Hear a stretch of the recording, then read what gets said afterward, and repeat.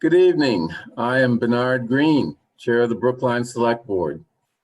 And this is the regular meeting of the Select Board for February 2nd, 2021.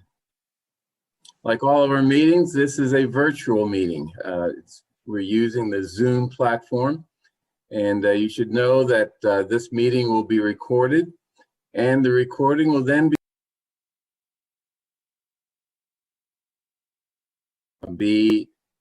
have your image in a public record. If you're speaking before the board, please turn off your video camera.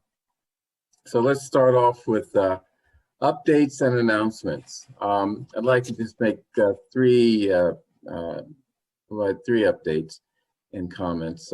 First of all, I want to remind people that on February 16, we're going to have our U.S. representative, Jake Auchincloss, speak to us.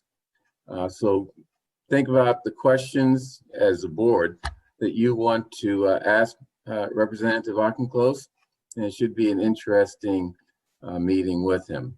Secondly, the two reports by me and former district court judge Paul Yee on the allegations of cannabis diversion at Sanctuary have been completed, and they are in the board's packet.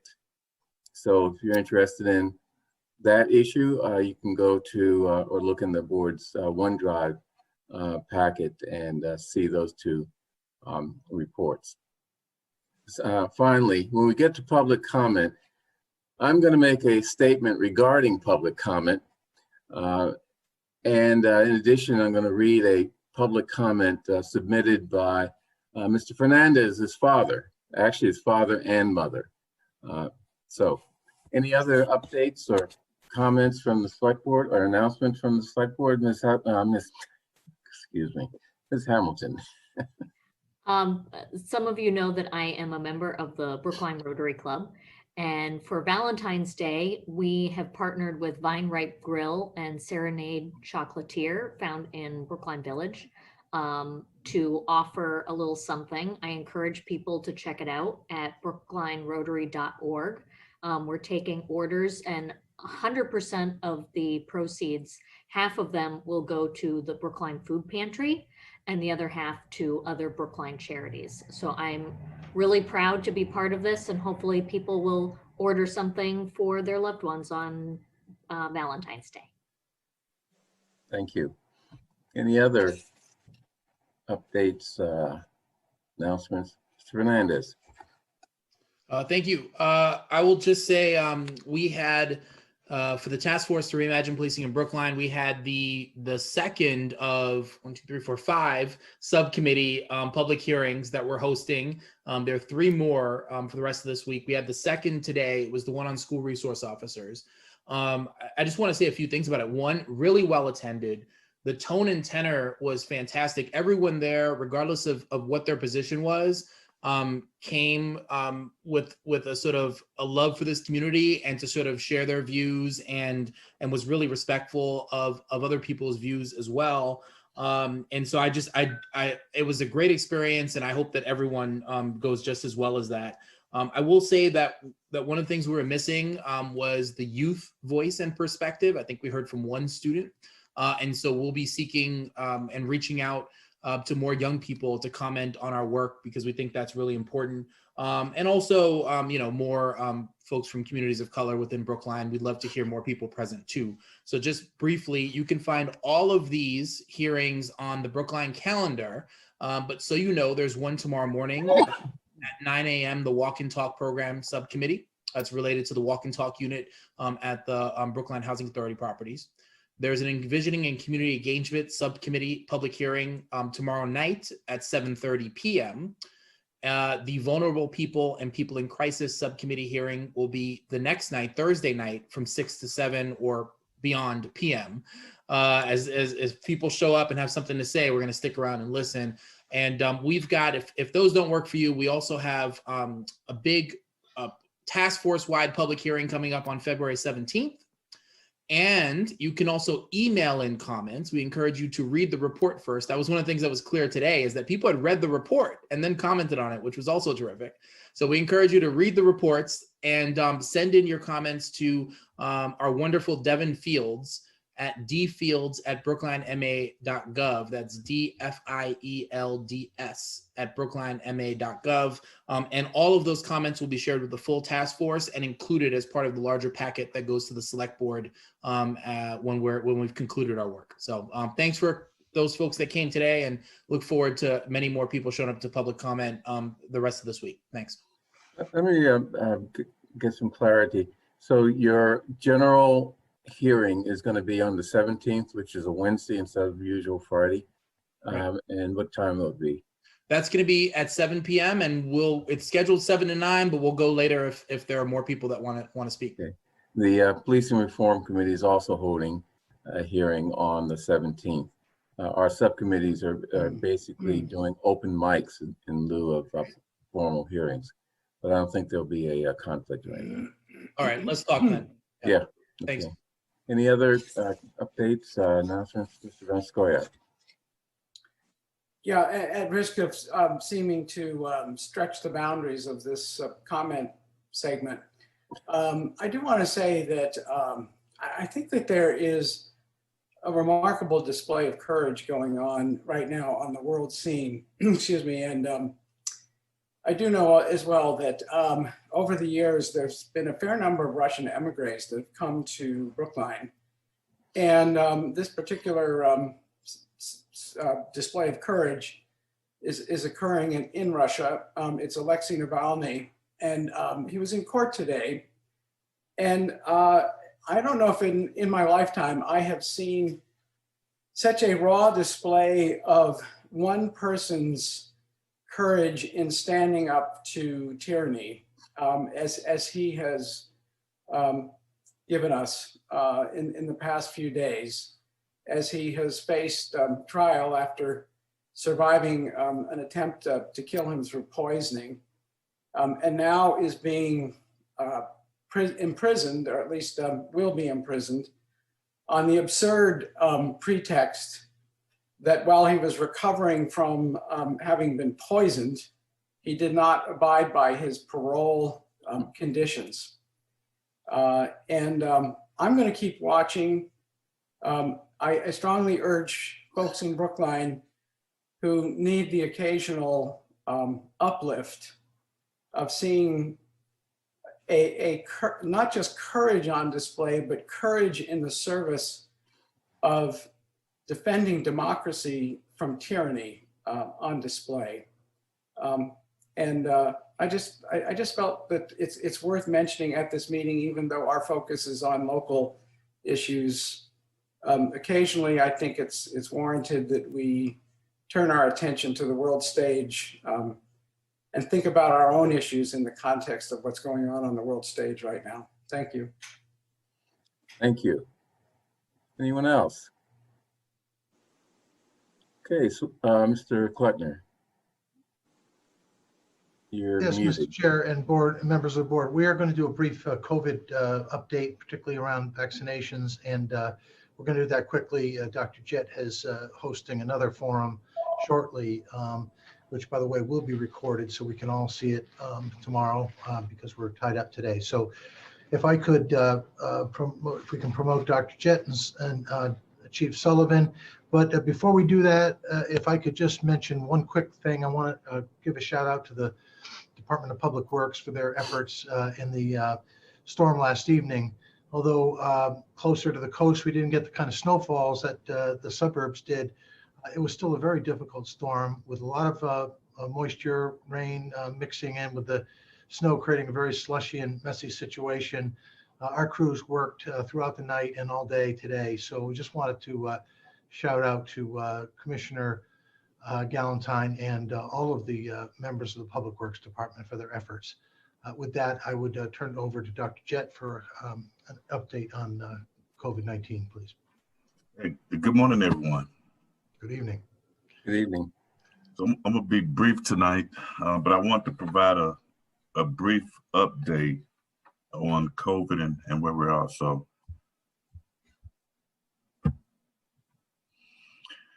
So this is the amount of positive cases we have. So we're showing good news and that our positive cases are decreasing. We do have 3 additional deaths since the last report in a week. And, you know, the additional deaths that we are having at this time are not necessarily coming from the nursing home. So I'm starting to see more and more come from the overall community. So I said a little bit about this is actually what's going on. You can see that the number of cases we have decreased dramatically over the last week. So we're down to 81 cases from last Sunday. So it's a big improvement. Since we are starting to see a downturn in the amount of COVID cases, the environmental staff has started to move back toward conducting inspections and looking at complaints, because we receive a lot of complaints for a variety of issues in Brookline. And so we're starting to shift toward that direction, along with continuing trying to add more people from the Medical Reserve Corps that can do contact tracing for us. So this is the amount of deaths, and this chart kind of gives you an indication, go back, the breakdown that we're seeing. So that's out the way. And so nothing much has changed. You know, it just merely shows the fact the breakdown is still the same since early in the pandemic. Now here, I didn't really want to put this in a bar graph, but I wanted to show you the deaths that are occurring by age, which is going to lead to why I'm making a more of a policy decision.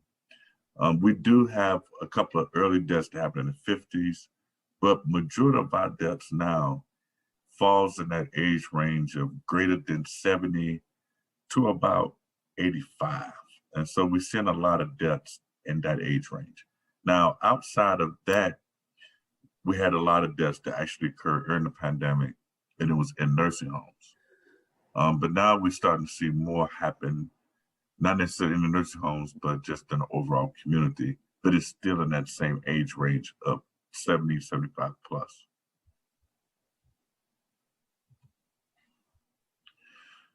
So as far as our vaccinations up to date, we have pretty much focused on making sure we vaccinated first responders.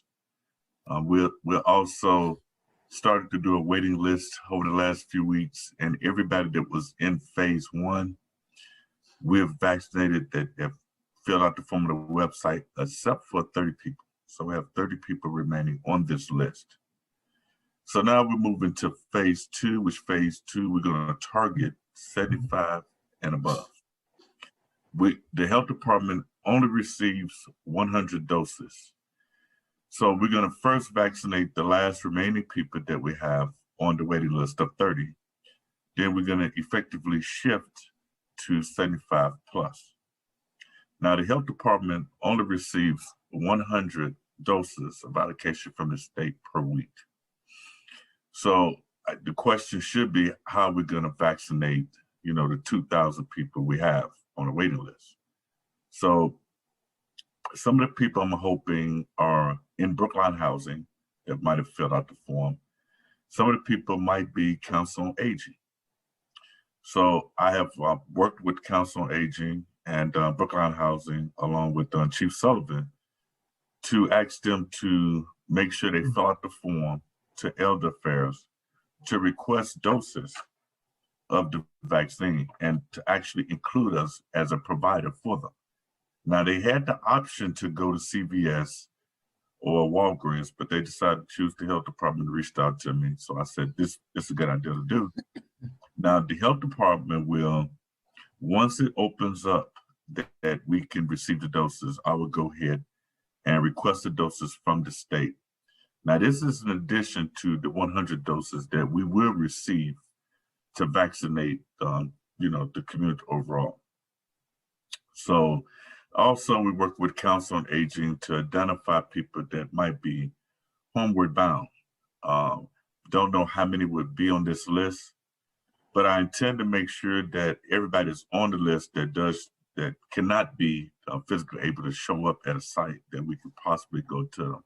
And I work with Ruth and the Council on Aging to ensure that somehow we reach those people. So as we get allocations of 100 doses in, my intent is to move forward to vaccinate people in a town hall. If we do find that people have an inability to show up at town hall, then we would try to address that at that time. So just more of a policy move. People in the 75 age group can't get the vaccine now, but if anybody in phase 1 that still needs the vaccine, we are going to try to push them to other resources because we feel that 75 plus is more vulnerable and probably have more inability to move logistically wise. And so, I'll open it up to any questions anybody possibly might have.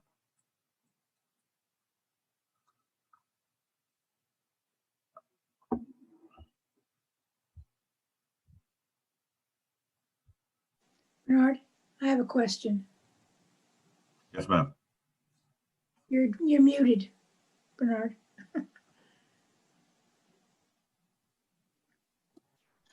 Okay, sorry. I was coughing and Devin muted me. Ms. Heller, please go ahead. And then Ms. Hamilton. I'm wondering, someone commented to me today that, she's someone with some comorbidities and wondered whether, and has been unable so far to get the vaccine, and wondered whether Brookline had any plans to open a center, and it didn't have to be limited to Brookline residents, but to vaccinate people. Right now people have no place to go in Brookline that's convenient to them. And, I'm just wondering whether we could figure out a way to get more vaccine from the state and therefore, and thereby offer more vaccinations so people don't have to go. I know people are going down to Gillette Stadium, or, places that aren't terribly convenient and far. And it's difficult to get appointments there anyway. I also know that the CVS, not every CVS or Walgreens is doing the vaccinations. There are only a certain amount.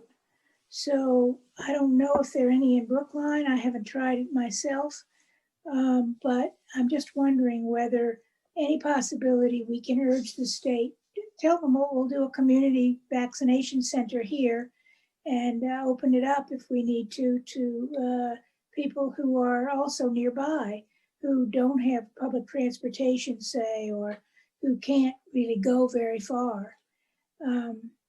Is there any possibility of that? So let me back up before I respond.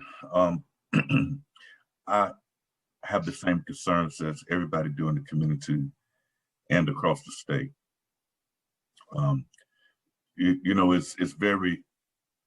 It's very difficult to be in this position to watch people that I know we could possibly save, and we don't have the vaccine in order to give it to them.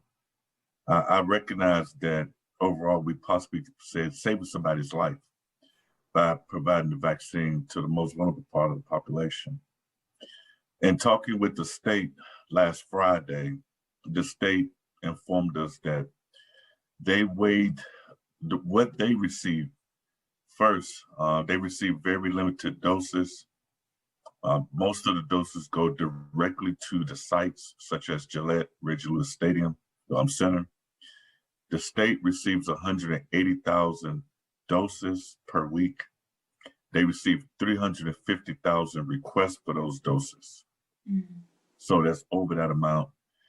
They weighed who to give the doses to based on health equity, based on social determinants of health, based on the impact of COVID.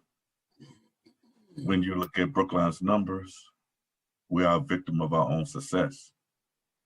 So the communities that were hit the hardest were allotted more doses. Right. Well, now I'm hoping that in phase 3, that we would actually be able to open up a more center approach where people could come every day to get the vaccine. But I don't foresee that happening until April and May. I actually believe that there's a shortage of doses in the US. And I do know that President Biden just signed for 200 million more doses from Pfizer and Moderna. So I think the allocations are low, and I think they tried to prioritize how to bring essential business back online, and then how to bring essential workers online to ensure we had the services we need available. And then the next move was, now let's target the people that have a high case fatality. Now, I probably would have approached it different, but I think most of the decisions were based on economics, plus some of the hardest hit areas. Thank you. Ms. Hamilton, do you want to ask a question? Yeah, so I was curious about where do teachers fall in the priority? Well, that's a good question. I don't have the priority list with me, but I'm sure they're in phase 2 somewhere. We are working with the school system, and we have talked to them that maybe in the next few weeks, if everybody want to push for schools to be open, then maybe there'll be an allocation of doses toward that. But I think that's a very large endeavor to try to vaccinate all the teachers across the Commonwealth. Okay, any further questions? Mr. Ansgaia.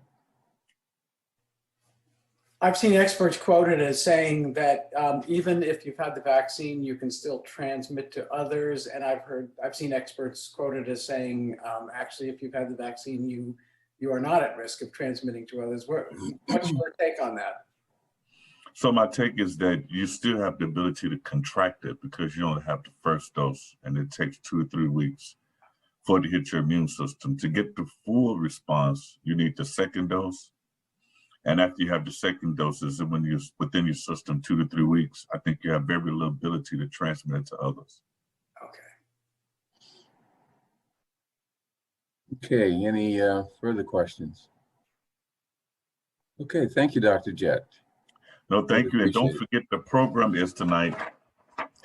Have a flyer to show. Okay, you need a green screen in order to show that. Yeah. Okay. So it's happening. I'm sure we have over 500 people that signed up for it. And anybody want to know the latest information, they can go to our website, and you still might have an opportunity to register. There's over 500 people registered for it, and it starts at 7 p.m. tonight. But it's being taped, so we can watch it later, right? That is correct. Okay, good. Thank you. Have a good Thanks, night. Dr. Jett. Thank Thanks, you. Chief Sullivan. Appreciate you being here. Thank you, sir. Okay, anything else, Mr. Kleckner? No. Okay, let's move on to public comments. First of all, last week I did not allow 2 people to speak at public comment, and that has created some of a brouhaha in social media. So I want to give you my reasons. First, Mr. O'Neill wanted to speak on the allegation that there was a diversion to an underage person at Sanctuary Medicinals on Beacon Street. A topic that he spoke on at public comment multiple times before. I told him that he cannot, as he had done previously, talk about matters related to town personnel, specifically our cannabis licensing officer, Lieutenant Cullinane. He refused. He refused to accept that limitation, so I told him he couldn't speak. Allowing him to speak to personnel matters in previous public comment sessions was my mistake, and I shouldn't have allowed it at that point, but I wasn't going to continue allowing him to make comments about Lieutenant Cullinane. Secondly, Mr. Ijanozzi wanted to speak purportedly on Sanctuary also. However, once he began speaking, it became clear that he had other matters on his mind, specifically personal attacks on me. I exercise my right as chair under our current public comment policy to terminate Mr. Ijanozzi's privilege to address the board because he was leading off, because his leading attacks were not appropriate and were outside the purview of a select board meeting. So that was a decision I made, and I urge people to please, refrain from public comments, even though I acknowledge that I, let people in the past go pretty close to making personal attacks. I'm going to try to be more disciplined and prevent it going forward. So I asked Ms. Fields to put the board's policy on public comment on the Google Docs drive so that board members can make suggestions for updating the policy, which was adopted in 2016. Or board members can say, leave it as it is. If anyone would like to work with Ms. Fields on this, let her know. But I want to make sure that our policy is both up to date, workable, and clear. And I think this is a process for doing that. Okay, next, as I said, Mr. Fernandez's parents wrote the select board a letter regarding threats made against their son and asked us to read it at our meeting. Mr. Fernandez thought it wasn't appropriate for him to do it, so I'm going to read the statement as written with 2 deletions, minor deletions, but I think they're deletions I need to make. So let me start reading the statement. I thank the board for taking the time to indulge this letter. Let me tell you a little bit about myself. My name is Raul Fernandez, born and raised in New York City, retired civil servant and proud father of Dr. Raul Fernandez. Living in the inner city, I have been the victim of disrespect and racial profiling by the police. For example, while driving home on Gun Hill Road in the Bronx, I was pulled over by undercover police officers with their guns drawn, one no further than 1.5 feet from my head. After producing my ID, license, and registration, and it was ascertained that all was in order, I was told I was stopped because one of my taillights was out. I was then told I could leave. It was a very traumatic experience, which I still remember clearly. When I arrived home, I checked and all my lights were in working order. In spite of this and other experiences, I believe in law and order and taught my children to do the same. At an early age, my wife and I gave our children, quote, the talk, close quote, because it was a necessity in our reality. The motto of police officers is to protect and serve. I have nothing but respect for officers who do so. I am aware of the difficulties and the challenges they face on a daily basis. I believe that most officers carry out their duties and responsibilities admirably. I would not hesitate to help any officer in distress like I would any other citizen and have done so. It hurt my wife and I to experience what happened in our nation's capital. To see police officers abused, hurt, and even killed by racists and anarchists that say they support the police. I never thought I would see this in my country, but it goes to show how words have power and consequences. I will not bore you with my son's accolades. They are self-evident. I have seen my son grow into a good man and a model citizen that anyone would want in their community. A credit to his race and an example of great achievements. He's never had a problem with law enforcement. At 43, he's about to become a father, and my wife and I grandparents again. This should be one of the happiest times of his life. Instead, he is being harassed. He did not call to tell us, maybe to save us from worry and concern. That is the type of person he is. I found out at last week's meeting that due to comments made by Detective and Union Representative Keaveney and Sergeant Hatchett that alluded to my son putting targets on every police officer's back, they in fact did what they accused my son of. And here I delete something. After their misconstrued statements, my son started to receive harassing calls filled with racial epithets hate speech, and terrorist threats, which are against the law and are prosecutable, such as burning his house down with him and his family in it. What type of self-respecting person does this? Again, I delete something right here. I hope and pray that none of their family members ever have to go through this type of abuse. Words have power and consequences. They had the power to reach us down here in Florida, where my wife and I worry about our son's safety. I close by saying my son has very good intentions. He is trying to do the best for the community he loves.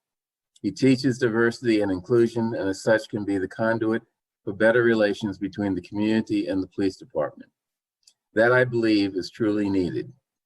We need to make the changes in the system to make it better. Please read this at the next board meeting. Sincerely, Raul and Yvonne Fernandez. So, very nice letter from Raul's parents.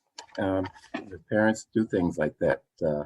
They love us and they're always worried about us, and we appreciate those comments.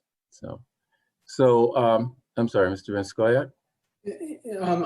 If I may, I just wanted to say one thing that I didn't get to say at the prior meeting, because frankly, I wasn't fully informed as to exactly what has been going on outside of our view sometimes. And in the past week, with a little bit of guidance from people who've steered me towards some really dark places on the internet where some really bad things have been going on,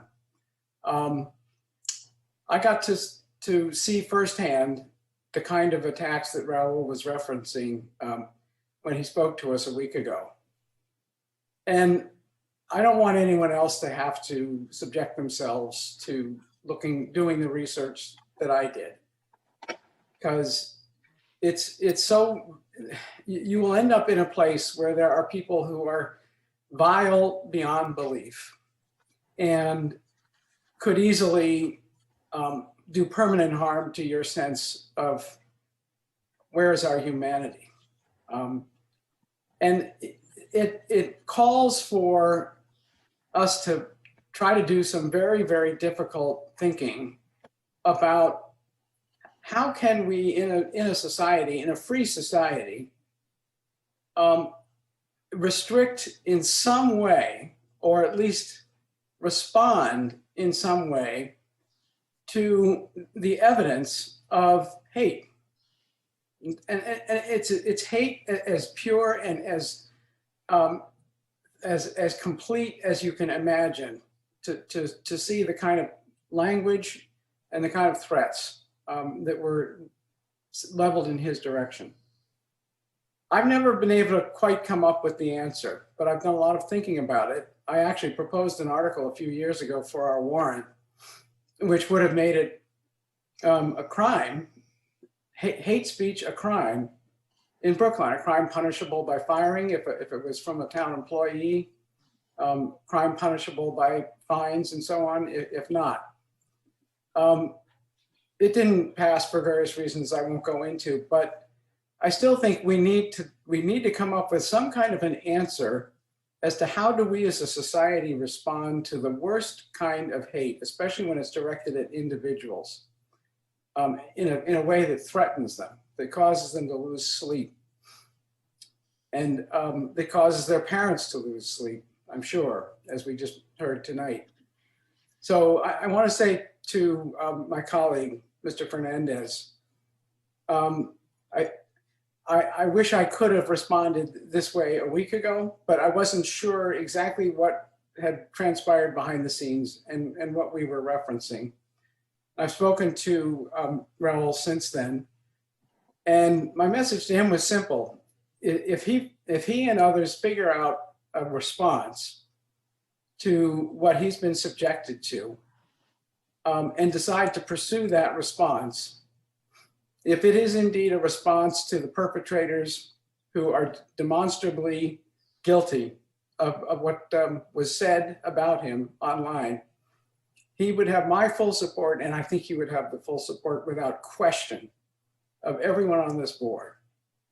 And so I'll just say that publicly as well. And I hope that we find our way to a better place eventually in all of this. But it's been a difficult time, and I just want to express my feelings toward Raul, that I'm getting a better sense of what he's been put through, and it's very painful. Thank you. Okay. Let me just say, I agree with your sentiments.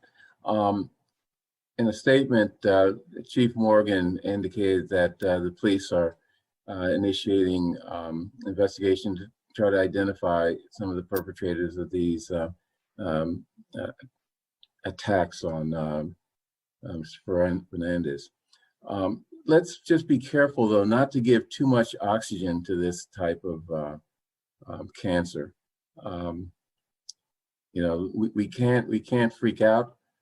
We have to just make sure that, you know, we stamp it down when we see it, but not give it more oxygen than is necessary, because that doesn't help in terms of preventing further growth of this type of vile stuff. So, Bernard, can I add a comment, please? sure. So I was pretty horrified when I heard what Raul was going through, and it brought back many memories for me as a child. My neighbor and dear friend, who was running for the school board in my town, was subjected to this kind of hate speech. He was Jewish, and the comments were as nasty as things like, Hitler didn't do a good enough job, and that kind of horrible stuff. And then a few years later, when my mother ran for trustee of junior college in our town, the same happened to her. So this kind of thing is not new. Obviously, it's been around for many hundreds of years, in fact. I urge, in the case of my situation, my family situation, those were anonymous letters, written with print, and it was very difficult to trace. No one could know. But today, in today's world, we have so many more investigative tools, and can trace, whether it's by email or by phone or even by letter, I think. These things are much more traceable. And I do hope that these perpetrators will have to face some sort of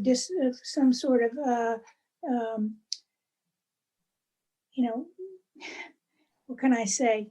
Penalty. Discipline is not the right word. Some sort of punishment for these incredibly horrible things. It's not surprising, given what's going on nationally.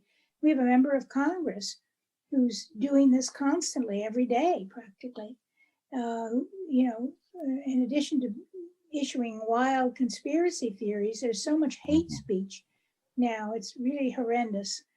So I feel very deeply about this subject, and I really hope that the police will get to the bottom of this, find out who's doing it, and punish them to the fullest extent that they can be punished. Because I think that we're never going to be able to stamp it out unless we take action against it.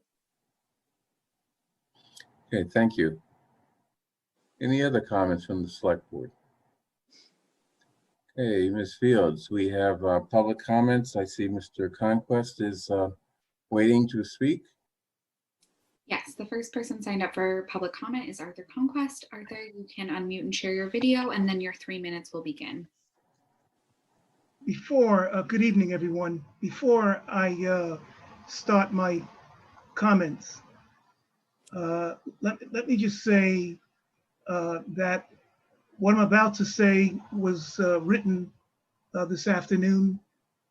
I don't want to change what I'm about to say at the 11th hour here. It's not a personal attack on anybody, okay? It's what I've heard, what I feel, what I saw. There's a big difference between a personal attack and criticism. So let me read what I have to say, and I'll call any one of you or write the board individually and have a dialogue with you. Arthur Conquest, Town Meeting Member, Precinct 6. Dr. Albert Einstein said, and I quote, "If I were to remain silent, I'd be guilty of complicity," unquote. On the 12th of January, 2020, Select Board Member Raul Fernandez made a presentation before this body concerning the deadly 6th of January attack by a reckless mob of white supremacists storming the US Capitol, during which 5 people were killed, including a law enforcement officer, and Vice President Pence had to flee the chamber for his life. The next week, before this same body, 2 Brookline police officers spoke before you and verbally lambasted Dr. Fernandez over his presentation. Their rants were baseless, mean-spirited, and bordering on racism. And not one member of the Select Board, especially its chair, uttered one iota to either officer about the nonsensical attack against Dr. Fernandez, who is seen as an inferior and a subhuman and treated as such by all watching on big TV to see. Another Black Town Meeting member, myself, and an East Indian resident were criticized similarly approximately a year ago because we dared come to the defense of a Black teenager who had falsely been arrested by the Brookline police and tried to file a citizen's complaint against them. And then last week, 2 Black men, one named Alex, I think he was Black based on his Caribbean accent, and another Black Town Meeting member from Precinct 4 came before this same body during public comment and was summarily dismissed and rudely banished by the chair. It's again an example of the 2 Brooklines, one Black, the other white, hostile and unequal. And more profoundly evil is that the cunningly sophisticated white supremacists in Brookline have appointed a Black to sit as chair and implement and defend their racist policies and actions. It is part of the old imperialist strategy of divide and conquer. Dr. Du Bois versus Booker T, Malcolm X versus King, Huey P. Newton versus Eldridge Cleaver, Thurgood Marshall versus Clarence Thomas, and so on. Finally, stop comparing former Commissioner and Mayor of Philadelphia, Frank Rizzo's racism in Brookline, 2 Brooklines. Juxtaposing the 2 is racist. I brought this to the chair's attention once before.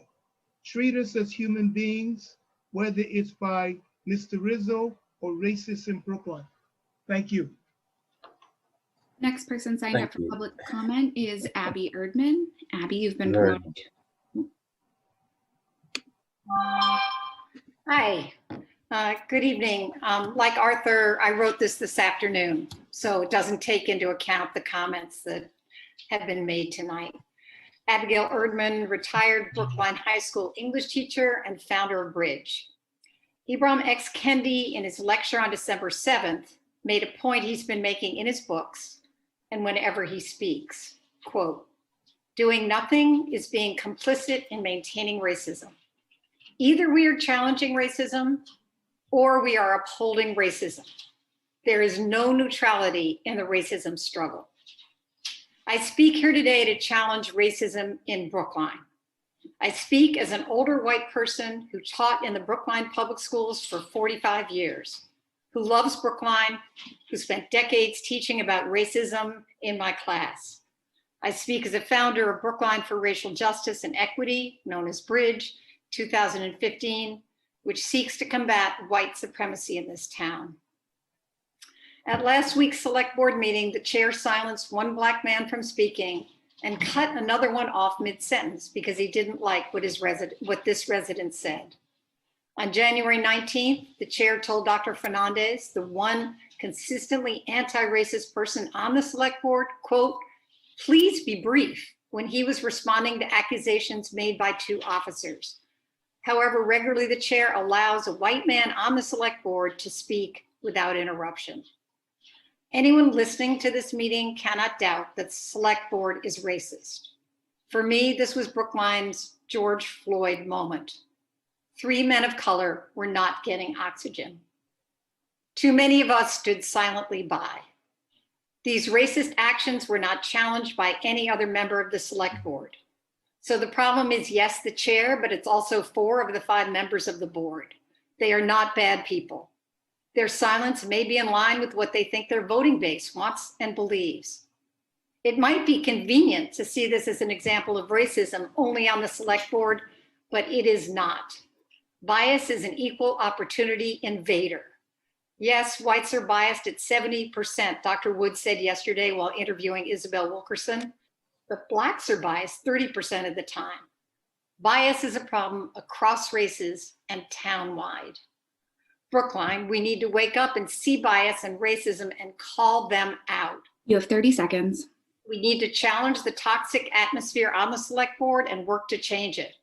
However we can, in letters, in naming, in voting for change. Anti-racism is our work, the work of all of us. Anyone not challenging racism, and that means way too many of us, is a racist. So Brookline, I urge you, stand up against racism. Do not allow the police to target a brown man when he tells the truth. Do not allow intolerance aimed at men of color, 2 men of color back to back.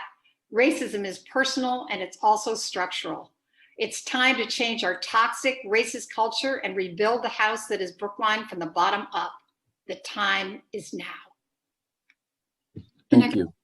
The next person signed up for public comment is Jonathan Mandy. Jonathan, you've been promoted to a panelist, and when you're ready, your 3 minutes will begin.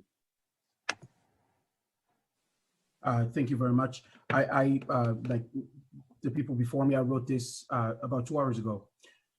While brandishing the blue thin line iconography in the background, a symbol of hate, Police Union President Michael Keaveney and Officer Casey Hatchett made inflammatory comments against Dr. Raul Fernandez simply because he called for accountability in the police department. Shortly after their disgusting and abominable incitements, Dr. Fernandez began to receive death threats. As unprofessional and revolting their conduct was, we have a much bigger problem. There virtually is no police oversight. The police commissioner, Bernard Green, has failed to do his job. In my conversation with the former chief, Dan O'Leary, in November, I asked him to give me a ballpark of how many times the select board met with him on the topic of oversight, and the chief could not give me an answer. We need a civilian oversight committee on complaints against the police. Any organization that values excellence and prides itself so much on its work should welcome oversight and accountability. The chair is clearly incapable of doing his job as police commissioner. Vote him out. We have plenty of capable You're people. getting up against the line, Jonathan. I'm sorry, you're gonna rush me again? My time is No, up, I'm sir. saying you're getting up against the line. Be careful about personal attacks. This is not a personal attack. This is how many people feel. This is criticism against you, Mr. Chair. Your inability to do your job well. And clearly you're showing it right now. Just like the choke comments you made several months ago.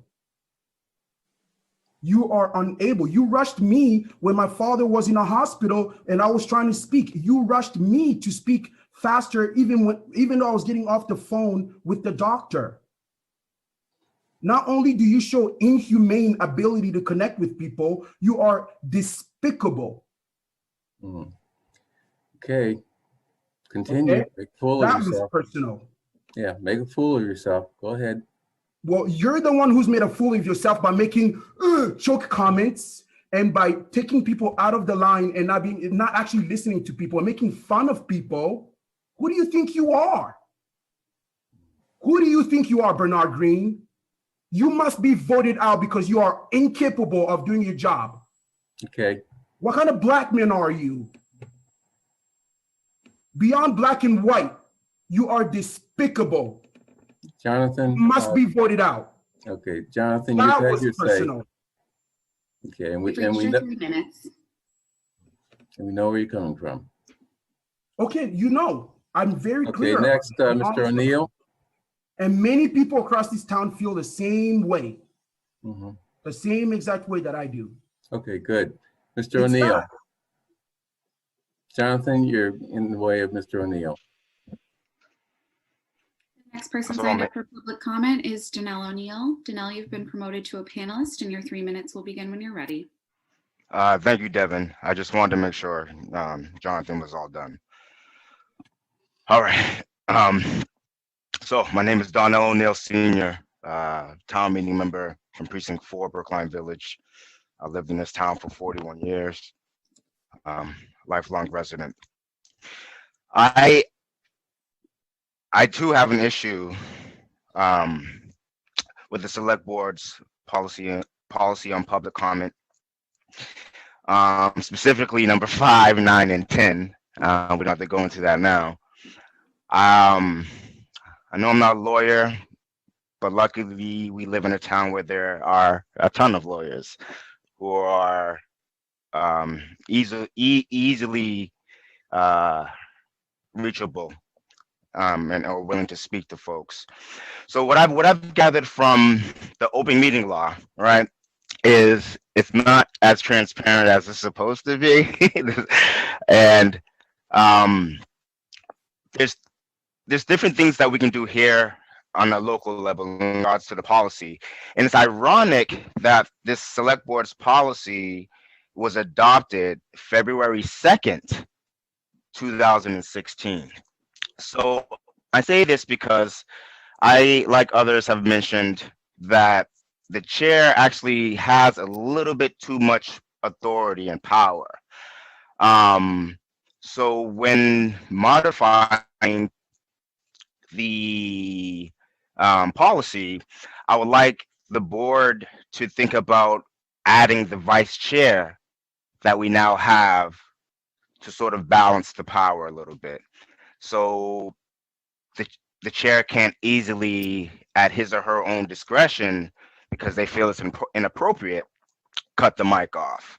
I would like to see, when this is drafted, more of the whole select board having a say, and the vice chair, because we have a vice chair now, needs to be added into the language of our policy, especially section 3.1.1 for policy. So like I say all this because it didn't feel good not being able to speak last week. You have 30 seconds. Thank you, Devin. It felt like a violation, and I do feel if we don't add this extra language into the policy, we're going to continue to have a Frank Rizzo moment in town, where although we don't have a mayor, the chair acts like one. So please take that into consideration, the board, adding better language in the policy, especially by adding the vice chair into the language. Thank you. Have a good evening. I'll see you all next Tuesday. Thank you.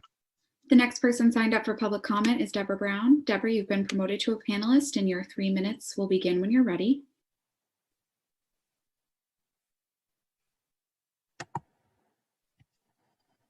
There we go. Good evening. My name is Deborah Brown. I am a town meeting member.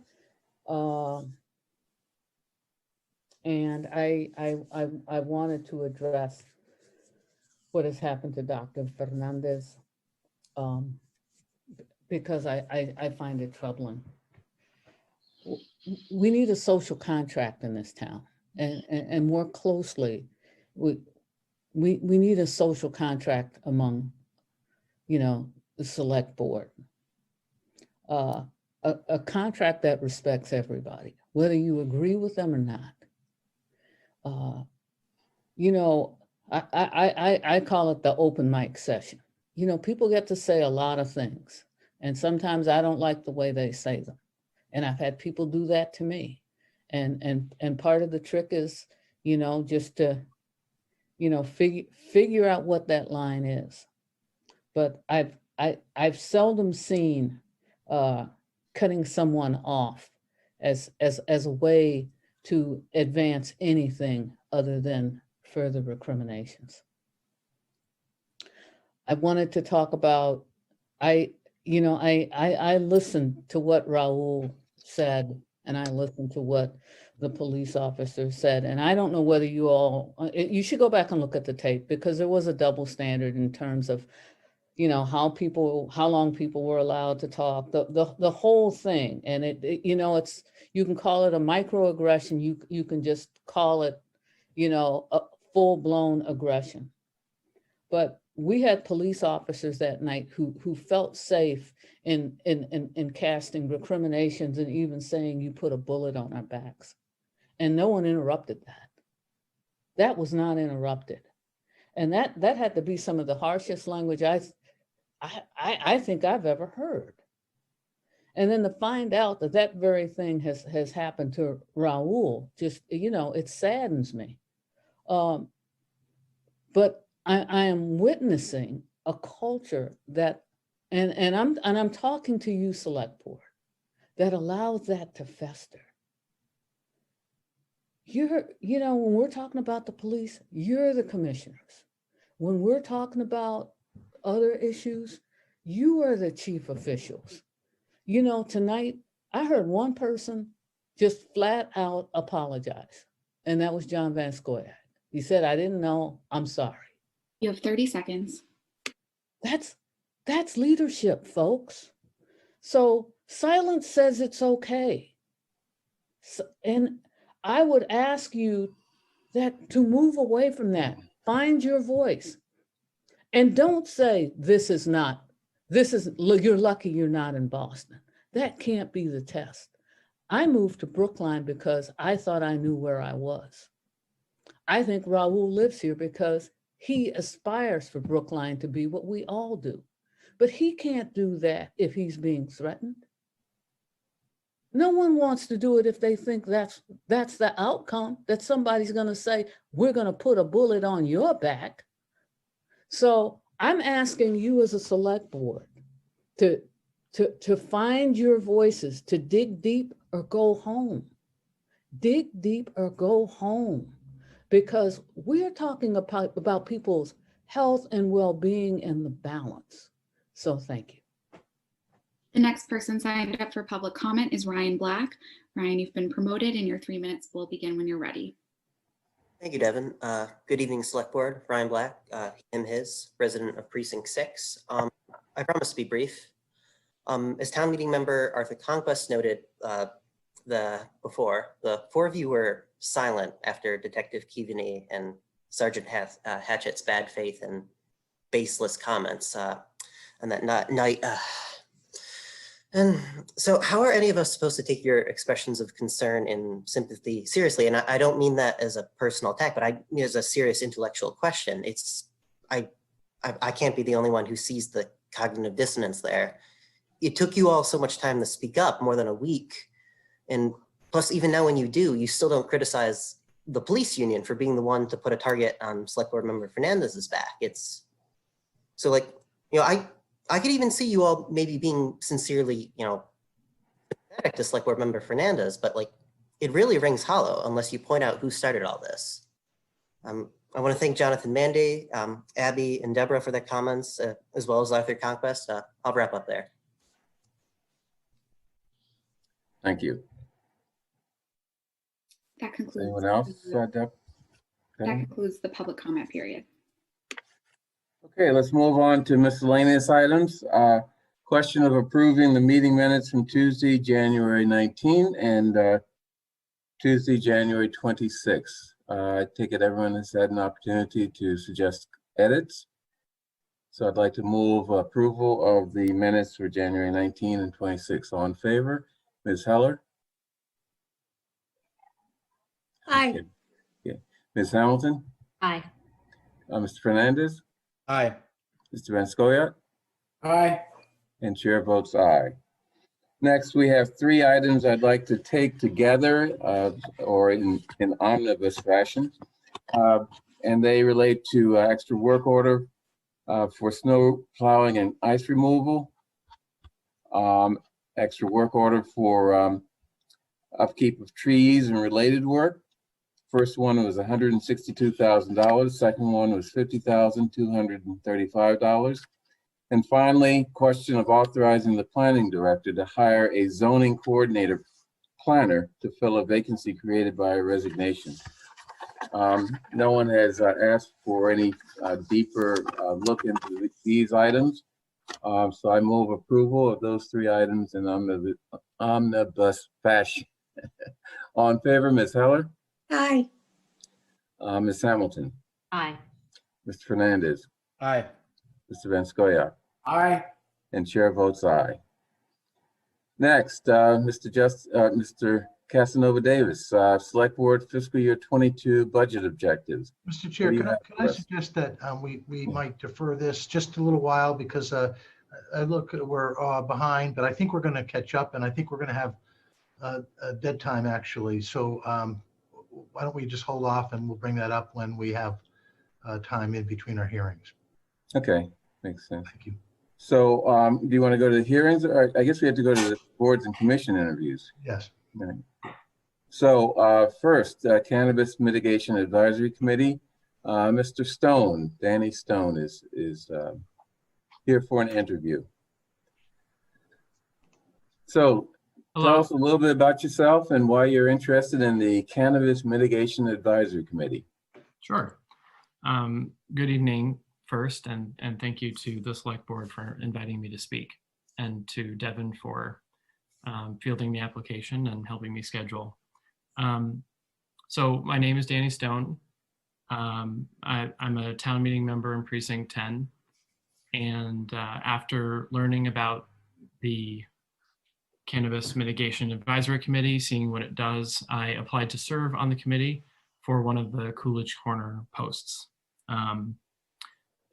Knowing that the committee is responsible for making recommendations on how to allocate impact funds under the community host agreement, I decided I wanted to lend my time, skills, and voice as a town meeting member and Coolidge Corner resident toward this endeavor. Okay, any questions from the board? I have a question. Yes, Ms. Heller. So thank you so much for applying. We have been lacking a third member from the Coolidge Corner neighborhood. So I'm very happy to see your application.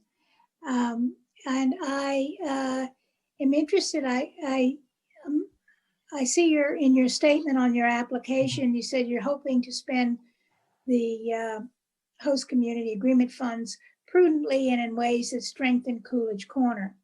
And I wanted to ask you whether you had any ideas about strengthening Coolidge Corner and what you meant by that. Sure. I first think that I would like to see us honor town meeting's commitment to spending a portion of the community impact fund on racial equity and advancement programs. And I think that there's a lot of leniency and leeway over how that could be interpreted.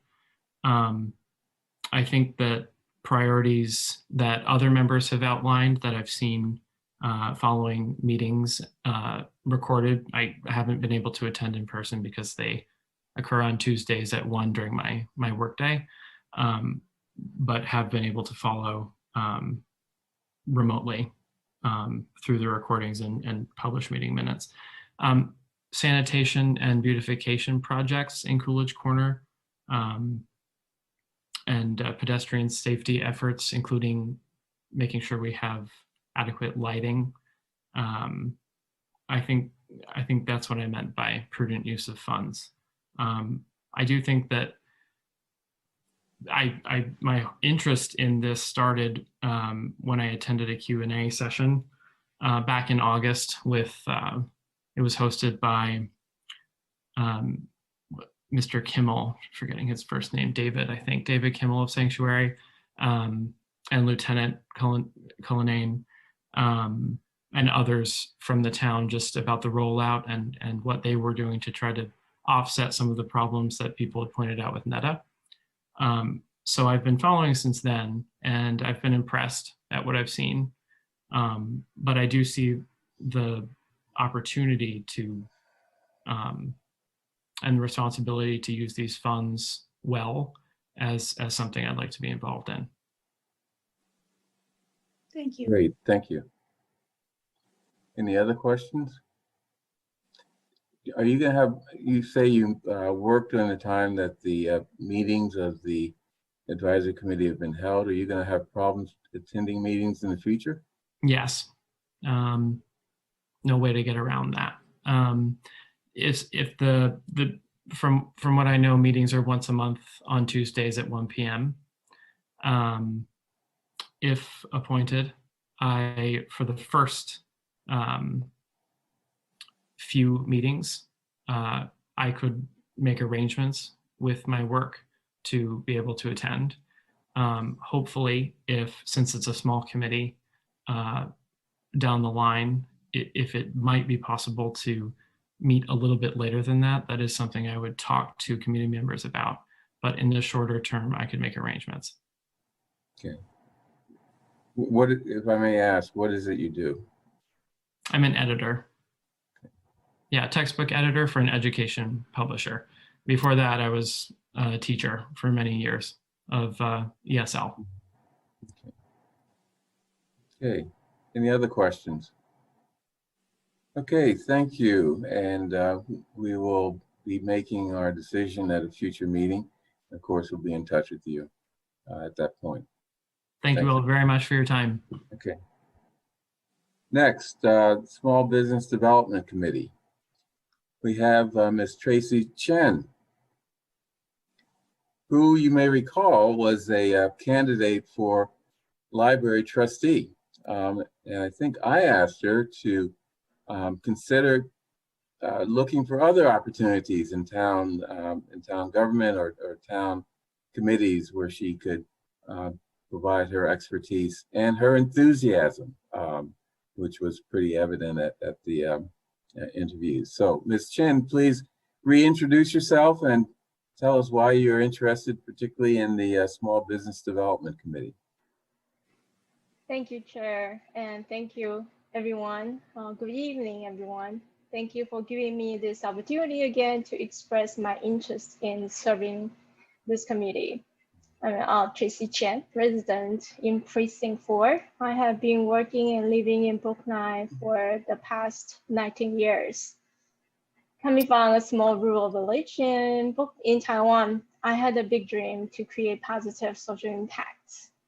With the blessing, I can call Brookline home when I had my first job in the United States at Brookline Access Television, now is the BIG.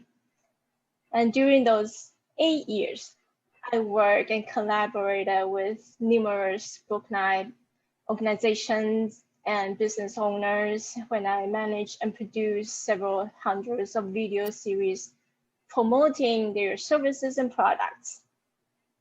These experiences taught me it's vital to establish relationship with local organizations and deepen the understanding of Brookline residents and their diverse needs. In the recent 3 years, I have obtained a digital marketing and digital strategy certificate from Harvard. And I also have been providing consulting services helping nonprofits and small businesses either owned by minorities or women. So for example, in Brookline, I help Brookline Chinese School. It's a nonprofit organization. I help them create after-school program, submit a grant, and receive the grant by Brookline Community Foundation. and develop a partnership program working with local businesses and create digital marketing and communication strategies.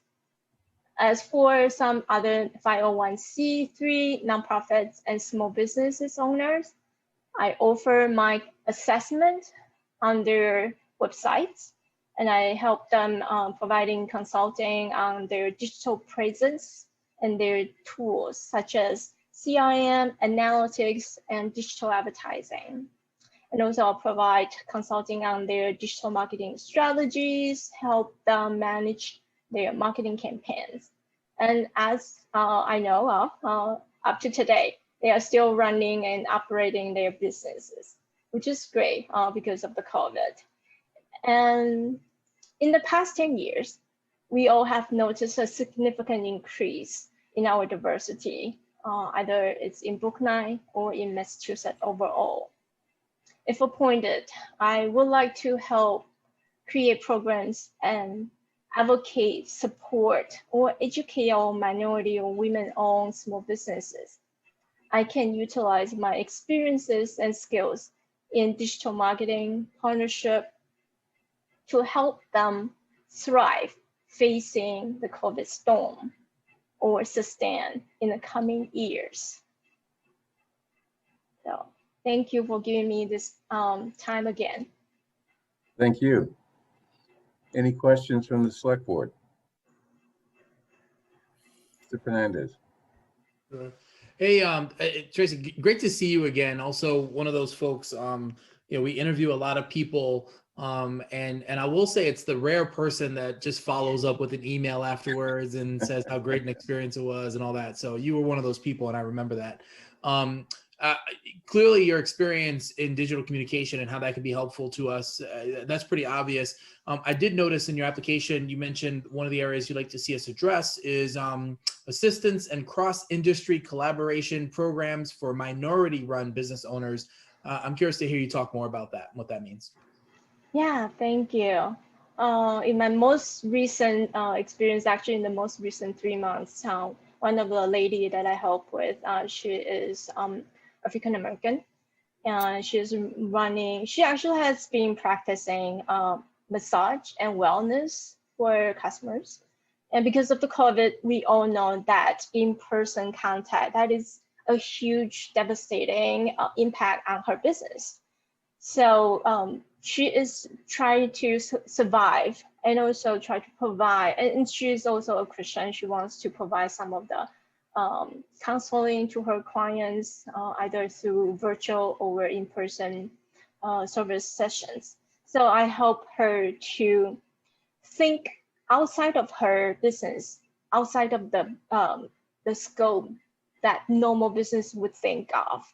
And me have variety of the background. I help her to think of different businesses that she could partner with. So such as like providing pro bono services across different industry sectors, and also helping not only to advertise to her customer that she target for women who have certain income, etc., but also advertise to male customers, because Valentine's Day is coming or Mother's Day is coming. So that kind of out of the box that we could help her to think about, and also target some other business or religious organization even, to provide some of the organizations that kind of pro bono services to help their like leaders or deacons meeting, providing some small session, probably only like 10 minutes of the shorter massage, etc. And also help her to think of what kind of business that she could think of in addition to her regular services or products that she can provide. So that is that kind of spirit, and also think outside the regular box that we want to help our small business owners to survive. Not only that, in the future, I can help them to build more of the presence digitally and also advertise their business virtually. And also providing precaution or what kind of COVID precaution that she would take care of her customers. And also when she or her staff receive the vaccine, also will advertise on the website. So those are precautions, and also think ahead, and also partner with the government. So I also provide some of the links, such as like the Google grant, and also the federal grant, and also state grant that she didn't know about. So those type of information I want to help to educate and also to inform our small business owners to take advantage what the government already have them in package and ready to help, but they don't know of those resources. So those are the methods that I would like to provide. And also I have been providing them to small business owners already. Well, thank you for that. It's so helpful, and you know, I could see a lot of that would be useful for the committee. And I'll also say, just came to mind, is that you know, I will commit when I feel it's safe to do so to go in and get a manicure at one of our salons in Brookline, and I challenge the other board members to make the same commitment. It'll probably just be a plain, you know, one of those things, but I will, and Mel too. Mel's on camera now, so maybe Mel too. I accept your challenge, and I'll raise you to have a mani-pedi. How's that? I'm in. I'm in, and I mean it. I can't wait to get a mani and a pedi. It's been a year. Cannot wait, seriously. Okay. Thank you. Thank you for your consideration, and so giving me this time again. Well, we appreciate you coming and applying for this position and following up on your application to the library trustees. So we will vote on people for the committee at a future meeting and let you know at that point. Thank you. Thank you. Okay. So looks like we have next change of control of RCN Telecom Services of Massachusetts. A public hearing. It looks like we have Mr. Shi, Mr. Nielsen, and okay. Is Tom Steele on? SHI? No, Steele. Tom Steele. Tom's being promoted now. He's on. Okay. Okay. Okay, so is Steele here? Okay, great. So we're running this as a public hearing, and I'm going to basically read a script that has been prepared for this public hearing to get the information that we need in order to make our decision with respect to the transfer of ownership of our local RCN cable operator. So, good evening. My name is Bernard Green. I'm the chairman of the Select Board and the statutory cable television issuing authority, or the Select Board is, for the town of Brookline, which is holding tonight's public hearing. I will be chairing this evening's hearing, and with me this evening are the following members of the Select Board. Is Nancy Heller, Heather Hamilton, Raul Fernandez, and John Vanscoya. In addition, Melvin Kleckner, the town administrator, is in attendance. This hearing is being conducted pursuant to the requirements of the regulations of the Massachusetts Division of Telecommunication and Cable at the Code of Massachusetts Regulations 207 CMR 4.00. The town published 2 required public notices of tonight's hearing in the Brookline Tab, our local newspaper. A Zoom recording of this hearing is being made, as well as a video record.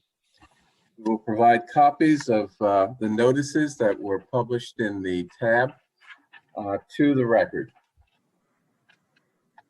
We are here tonight to question representatives of Radiate Holdings LP as transferor and Stone Peak Associates IV LLC as transferee regarding their request to have the RCN cable television renewal license in Brookline transferred to Stone Peak on account of the agreement for Stone Peak to purchase Radiate. We understand that the representative of Radiate who is with us tonight is Thomas Steele of RCN. Mr. Steele. Thank welcome. you. Radiate and Stone Peak's request is contained in FCC Form 394, which was provided to the select board. I'm sure every select board member read it thoroughly. It actually wasn't very long because much of it was in exhibits that weren't part of the record, but were part of the record, but weren't available to us. The Form 394 was dated November 30, 2020, and was received by the town on November 7, 2020. And that is the date the town considers the FCC Form 394 to be complete. Once the select board has concluded this public hearing, it will have until April 7 to render a decision on Radiate's and Stone Peak's transfer request. As the agenda for this hearing indicates, and I assume everyone has seen the agenda for the hearing, we will be questioning representatives of Radiate and Stone Peak on a number of transfer-related matters, including the transfer in general, Form 394, the transferee's financial capability, Stone Peak's management experience, its technical expertise, its legal ability to operate the cable system under the existing cable television renewal license, the financial implications of the transfer, and its compliance with the current cable television renewal license and application and applicable laws. If Radiate or Stone Peak is unable to answer any questions tonight, written responses should be submitted to Mr. Kleckner, the Brookline Town Administrator, within 7 days of tonight's hearing. That is to say, no later than February 9, 2021. This is a public hearing, and I welcome any input or questions from the public.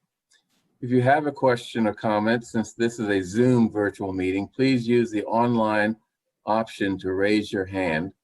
And once acknowledged to speak by our Zoom host, please give your name and street address and speak clearly so that there can be an accurate record of everything that you are saying.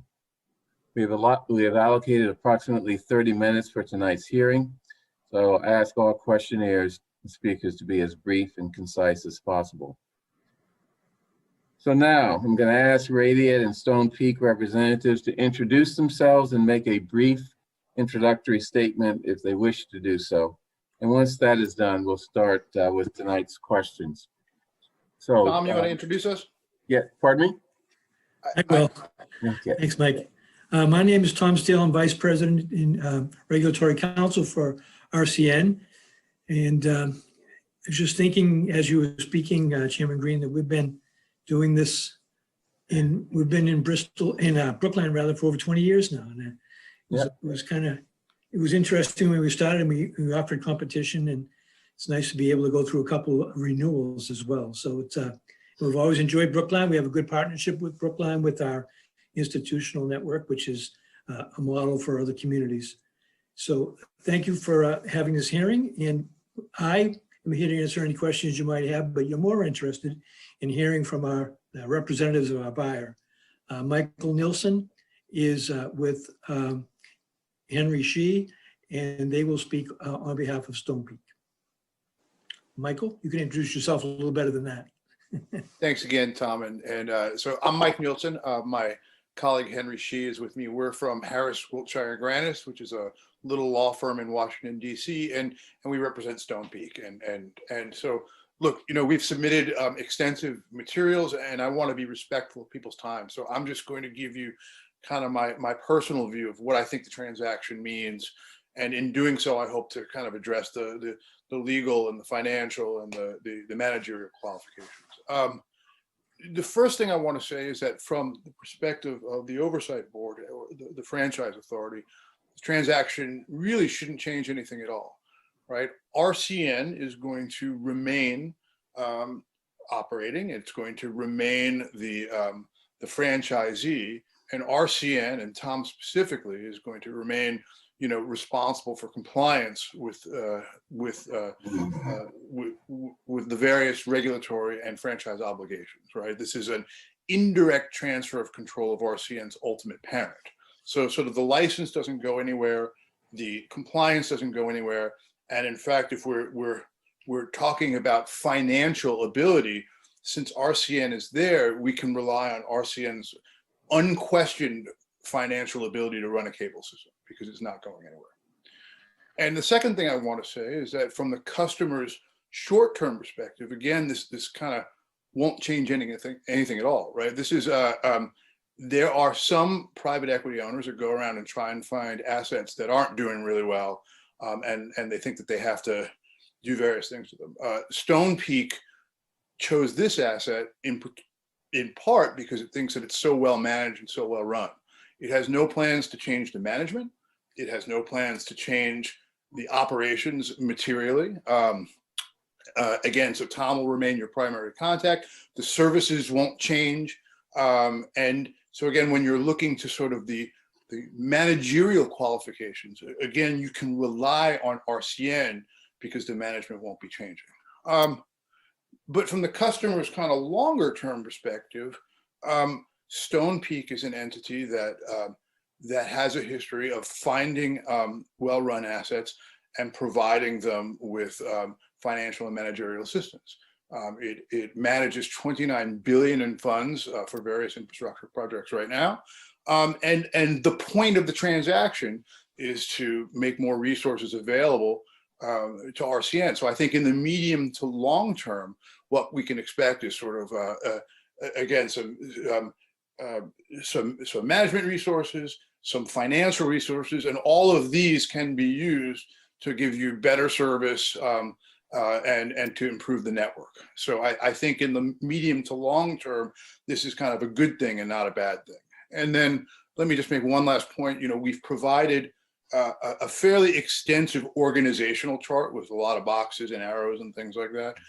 And the point I want to emphasize is that Michael Durrell, who's Stone Peak's co-founder, is going to be ultimately the person who controls all this. And so all of the boxes ultimately point to him as the person ultimately responsible for everything. Although, again, let me end where I started by saying, it is RCN who is going to remain responsible for compliance with the franchise, and RCN who's going to, and Tom who's going to remain your point of contact. So that's how it looks to me. I hope it's relatively straightforward, but I'm delighted to try and answer any questions I have. If I can't answer them, I may call a friend and ask if Henry can answer them. And if they're directed at RCN, things that RCN is doing or not doing, then Tom will probably be the best person. Okay, thank you. So let me ask a few questions. You answered some of them, but maybe I'll ask for a little more elaboration. So I guess I'd like to know or get a better understanding of the sort of corporate structure that will result from this transaction. I mean, Sure. We know who's going to be Radiate's or who's going to be the parent of RCN, but where do we go from there? I mean, and who are all these people that are in your organizational chart, and So the simplest way to answer that, I think, is that right now, if you look at RCN and then Radiate above it and Patriot Media with a management agreement on the side, and then there's PCG, I believe is it TPG? TPG, excuse me. TPG is the private equity firm on top, and essentially we are replacing TPG with Stone Peak, with a different private equity firm. So the sort of structure won't change. I think some of the boxes that you may be seeing have to do with the fact that, kind of like a lot of private equity, they are now syndicating passive investment from people who want to invest in this particular project. So they're finding people who along with Stone Peak think that this is sort of a good idea, and that is a process that's going on now. So you're going to have a variety of passive investments but the control and the voting is all Michael Durrell. So when will this transaction close? When will Stonepeak assume control of Brookline Cable system? So RCN and Wave and Grande, with the operating companies, have a bunch of cable systems and some telecom licenses, FCC licenses, and so you've got to get approval for those before you can close, and we expect that to happen in the second quarter of 2021. We're hoping. I'd like to say April, but we'll see. Okay. You talk about in your I guess in the FCC application, how you're going to increase resources to RCN cable locally by this transaction. Could you sort of explain in detail the financial capability to actually do that? So again, Stonepeak now manages $29 billion of its investors' money. So it clearly has some resources. As for the specific conversations about where exactly the resources are going to go and to what part of what system, what part of the network, what part of the operations, those are discussions that'll be had post-closing. So I think what I'm prepared to say now, and again, I don't, the one thing I don't want to do is get out in front of my client, is to say that they are in a position to make financial resources available. They have a history of making financial resources available, and that the point of this transaction, as expressed, by the way, this is a transaction that went out for bid, where Astound, looked at various people who might buy it, and sort of if you looked at the sort of bid proposal, a lot of it was based on Stonepeak having a fairly strong and demonstrable track record of actually providing additional resources to folks. So that's probably as far as I get to go, but that's kind of what I see. When you say that's as far as you get to go, are you saying that you can't reveal the purchase price for Mediate? No, it was Henry. Was it 8.3 billion? Is that? I think it was 8.1, including assumed debt. Okay. Yeah, I'm just saying that nobody has come to me to say, we're coming into Brookline on Tuesday, to lay new fiber. That's my point. Okay. Talk a little bit about Stonepeak's technical expertise and its ability to assume control over local RCN. So again, Stonepeak is going to rely on RCN's excellent management. It's not coming in and getting rid of the very good management that there is here. Again, to the contrary, the reason why this transaction was interesting to Stonepeak was in large part because of the good management, including Tom, who, by the way, I've now known for 15 years. So I'm also a part of the Tom Steele fan club. Stonepeak itself, although not previously in the cable business, is in the infrastructure business, the energy business, and the telecom business. And I think its biggest investment here in the States in the telecom side is a company called Extenet, which let me try and explain. They make equipment that wireless companies use in areas where there's a lot of wireless traffic. So if you're around a stadium or around a convention center or something like that, and you are, Verizon or T-Mobile, and you need to buy equipment to help manage the overload traffic, Extenet is somebody who helps you with that. But again, so there is expertise at Stonepeak in terms of technology management, but Stonepeak is not going to sort of step into RCN's C-suite. All right, okay. Recognizing that RCN's current management will still be in place, tell us about Stonepeak's management skills that it would bring to any decision-making at its level of ownership. In other words, management expertise in the cable business. Well, again, this is Stonepeak's first foray into the cable business itself, which is again, why we intend to rely primarily on RCN itself.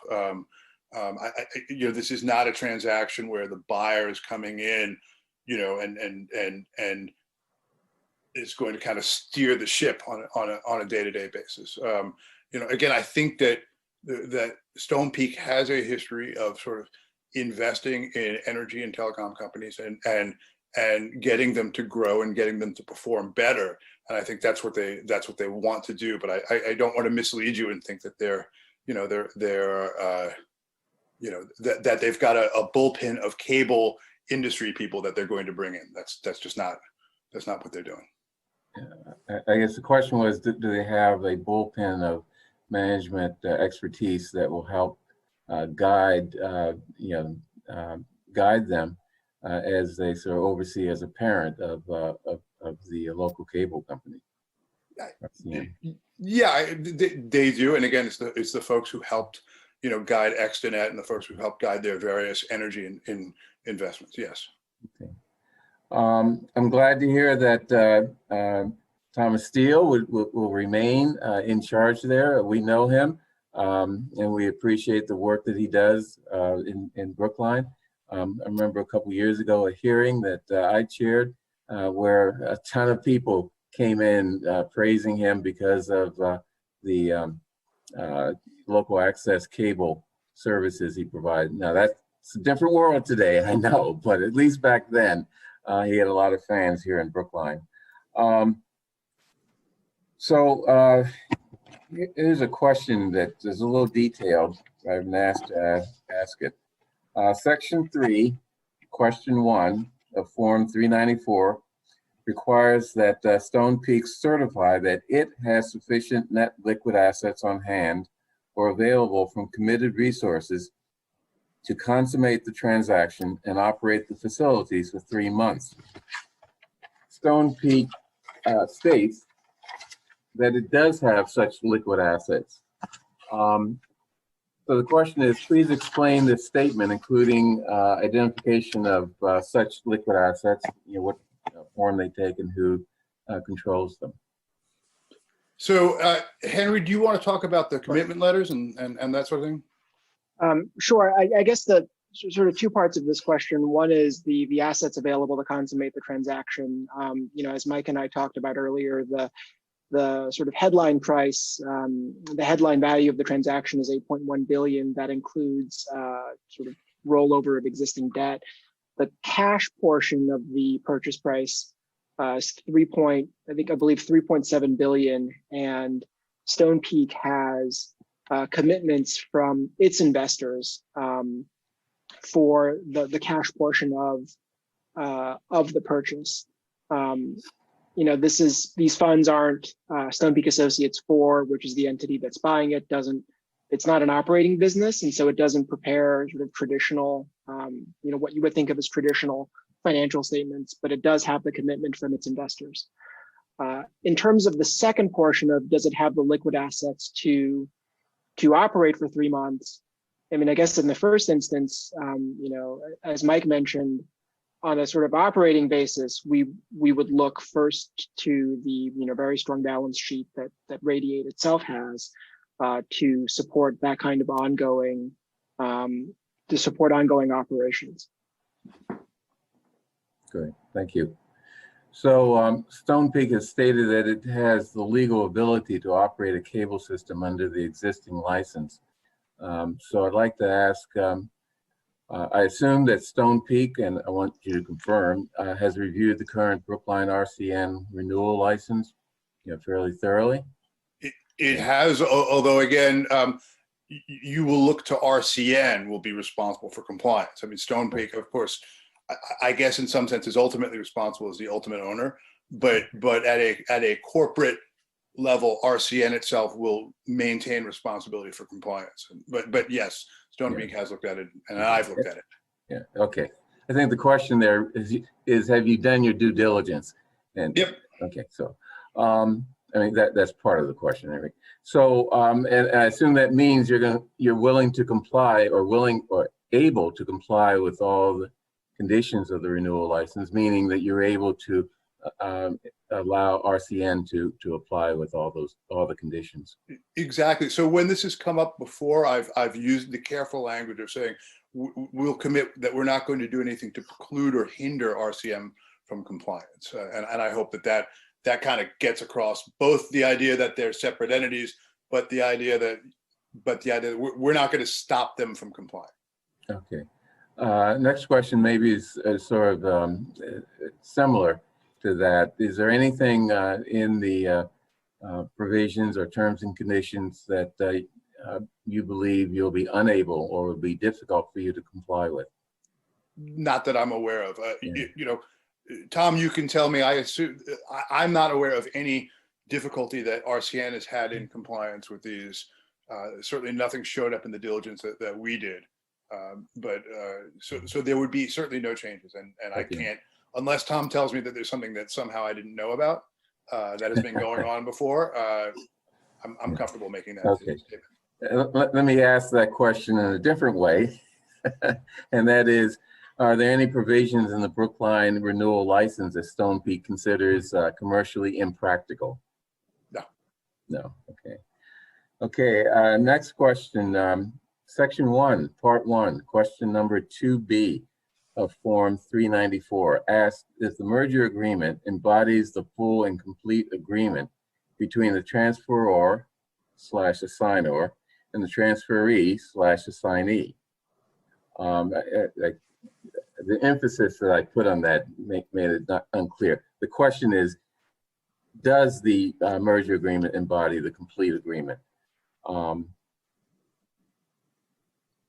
Yes, although you had mentioned something about exhibits, so I want to, the merging agreement, including all of the exhibits there too, is the complete agreement between Stone Peak and Radiant. Okay. Yeah.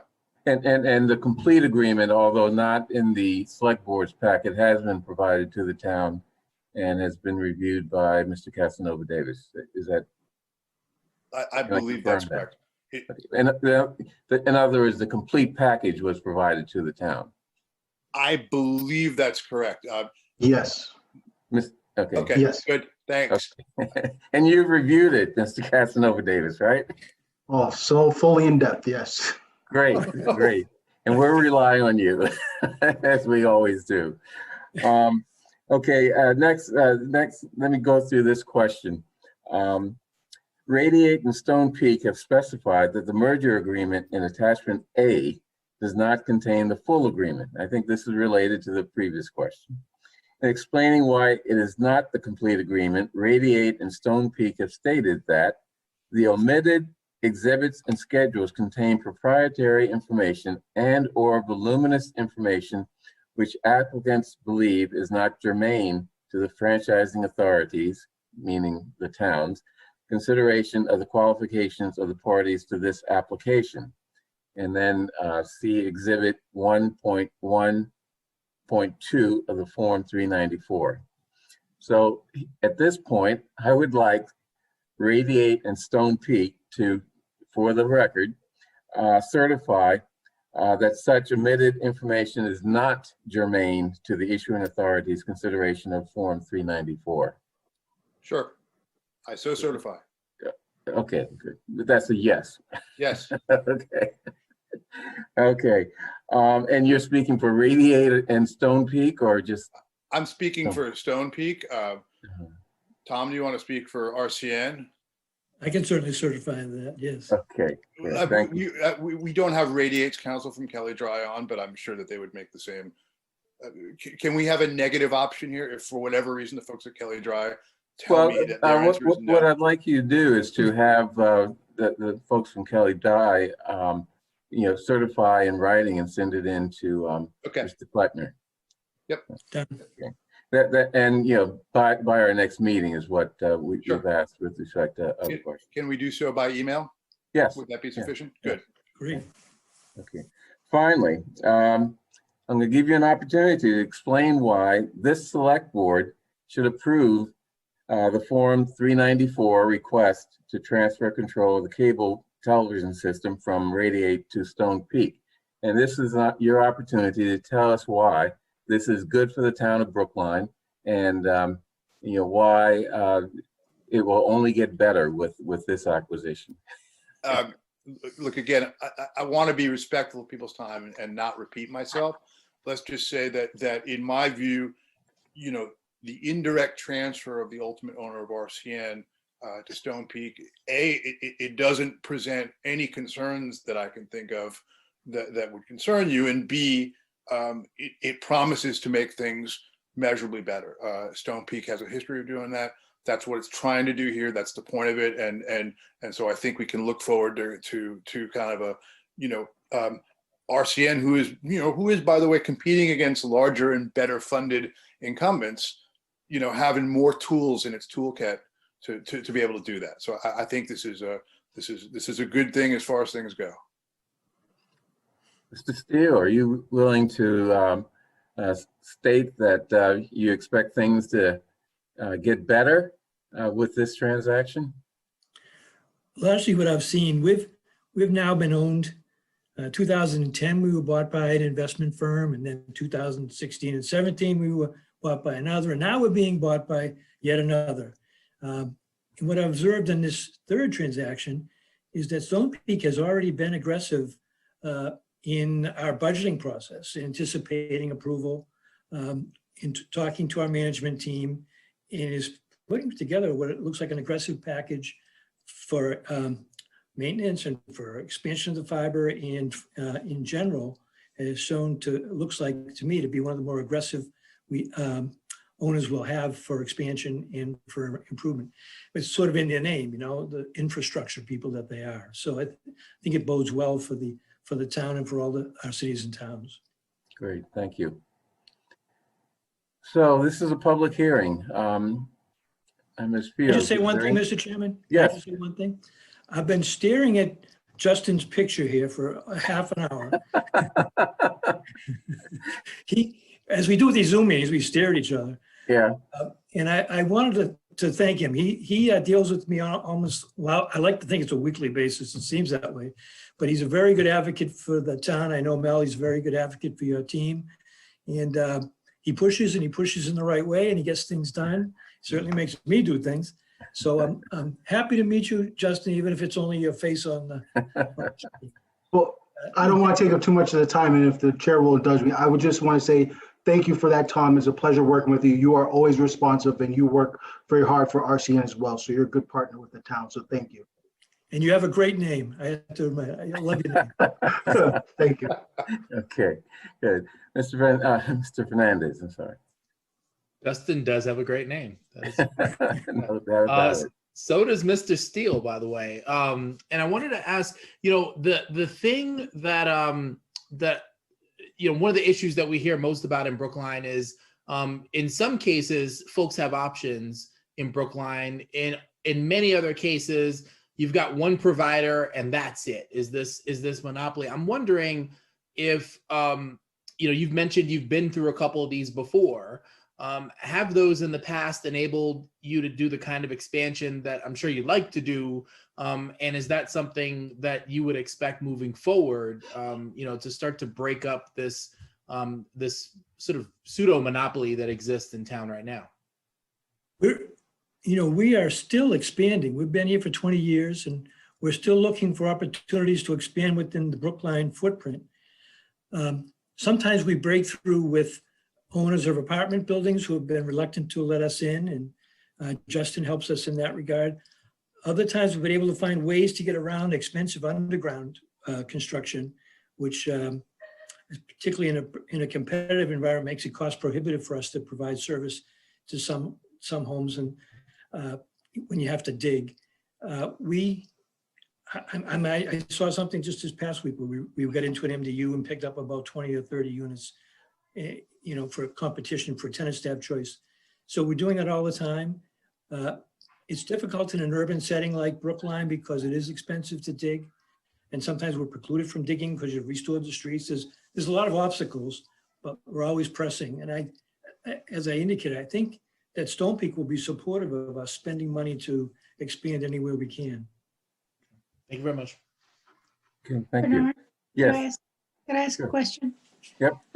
So do you anticipate any rate increases as a result of this buyout?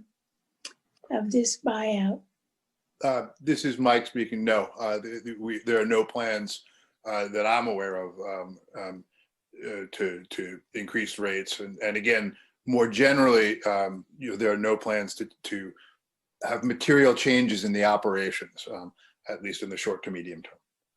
Will you be able to be more competitive with Comcast in terms of your rates as a result of this? I think that the best way to answer that again is wanting to remain Stone Peak's lawyer, is that any time that you have additional resources, right, those resources can be used in any number of ways, all of which help competition against Comcast. If that means that your network is faster, that's better. If that means that you're able to obtain more programming for the video service, that's better. If that means that you're able to lower rates, that's better. As for what is the exact mix in Brookline, that part I'm not sure, but the basic message is that additional resources are always a good thing, no matter how it sort of manifests itself. Okay, and you don't see any pressure from Stone Peak or any of its related entities to get more profit out of RCN, either through rate increases or other means? I think I'm only asking you in terms of the foreseeable future. I know no one can predict the long term. Again, I don't think, I think I can fairly say that the point of the transaction isn't to kind of bleed out of RCN for Stone Peak's benefit. It's to make RCN better and stronger and grow for Stone Peak's benefit. That's kind of that's the way that it has invested in the past. And so that's kind of the way I would look at it. Now, again, am I sitting here promising that rates will never go up? No, I'm not. But that's not the point of the transaction, is not to make rates go up. Okay. Mr. Casanova Davis, I'm going to ask you to be prepared to brief the board on your review of the materials in the packet. I know that's a burden, but we have to have our in-house expert sort of confirm the information that we're receiving from Radiate and RCN. So I think Mel's going to. Justin, also to let you know that we have a special Telecommunications Council, Peter Epstein, from Epstein in August, who couldn't be here this evening, but I want to assure you that we will rely on them, and I don't want to put Justin on the spot. He has, I appreciate your comments, Tom. Justin's very responsive to cable and telecommunications issue, but I think we'd probably rely on Mr. Epstein to provide more reliable commitments on that material. Yeah, sorry, sorry, Justin, but I just want to make sure that someone is going to help the board get through and understand understand the transaction. So.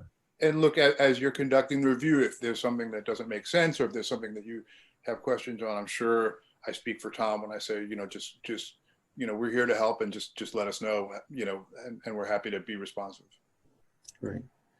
So as I said, this is a public hearing. Devin, is there anyone waiting to make comments at this public hearing? At this time, there are 9 attendees. No one has used the hand raise or Q&A feature to indicate they'd like to make a comment. Okay, Mr. Vance, well, before you speak, I would therefore like to close this hearing. I think we're going to leave the hearing open. Is that my understanding, Justin, for a week? Well, we're going to continue hearing for 2 weeks out. So okay, but I want to close it for this meeting. Correct. Okay, Mr. Vanscoya. Thank you. I want to just put it on the table up front that I'm a retiree who once worked for Comcast. And, oh no! And the other thing I will put on the table is, despite having worked for Comcast, I don't get this stuff at all. I really don't. I wasn't in that part of Comcast by any means. So I find myself, in the position of, like, at some point eventually having to vote on this. but with very little sense of whether there's what would make me think that I should vote no on this. I don't know the answer to that question, but I'm going to ask a couple of questions, if I may. So, if I'm counting correctly, this is the third time in maybe 10 years that RCN has been sold to a hedge fund. It's not a hedge fund, it's an equity firm. An equity firm, excuse me. I told you I didn't know this stuff. So I'm proving it now. The big, that would make a material difference. Is that correct? Third time this type of transaction? We transferred control in 2010, 2017, and now. Okay. Each time it was an investment firm, and we kept getting more and more of an investment. Yeah, so I understand. I was reading one story that said in 2016 that the amount was 1.6 billion, and now I heard somebody tonight mention 8 billion. Is it a fair assumption that a portion of that, if not maybe the majority of that, is borrowed funds? Yes, some of it. It's assuming radiates debt. Yeah.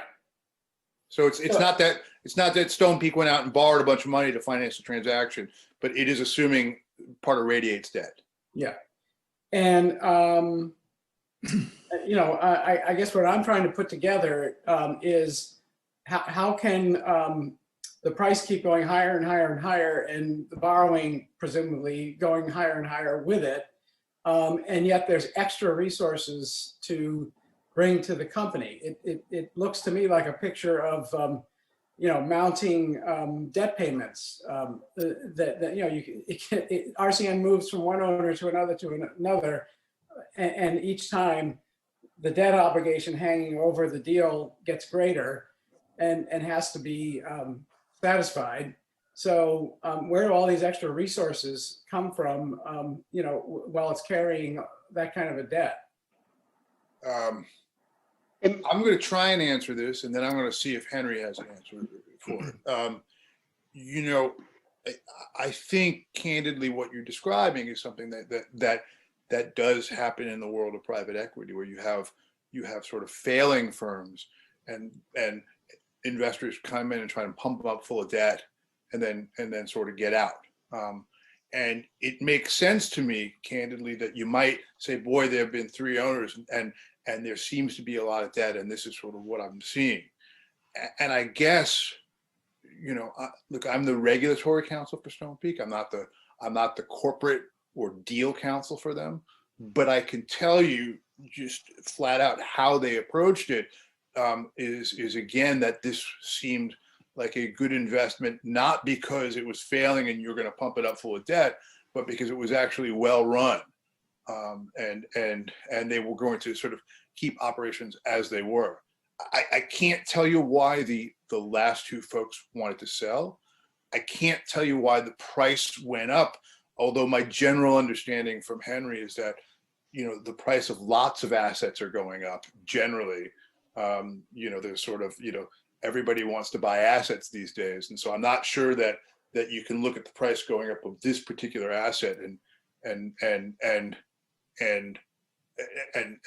sort of worry about the debt.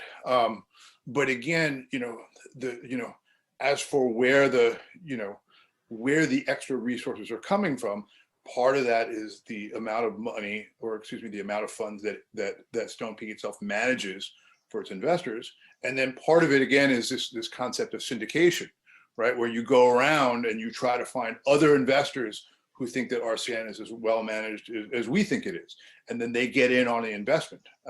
So you know, and look, again, I'm a regulatory lawyer. I am not a private equity lawyer. So you know, take this with a little bit of a grain of salt. But one kind of question, sources there will ultimately be will depend on kind of who you get, or how many folks you get to co-invest as part of the syndication deal.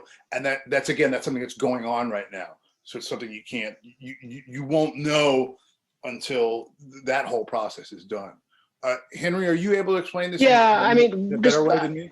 no, I mean, Mike, I think you're right. One other thing I would add is that the number has been going up with each transaction in part because the company has grown. Sort of Radiate has grown, Oh, of course. not just organically from RCN, but they've bought other companies, and so the Astound, as it currently consists of not just the RCN companies, but also Wave Broadband in the West Coast, Grande and In Touch in Texas, and Digital West in California. And so, part of the reason why, if you sort of just look at the RCN sale, why the numbers have been going up, it's because the actual company has been significantly larger at each step of the transaction. And of course, that's the best and most simple answer, and I wish I had remembered it.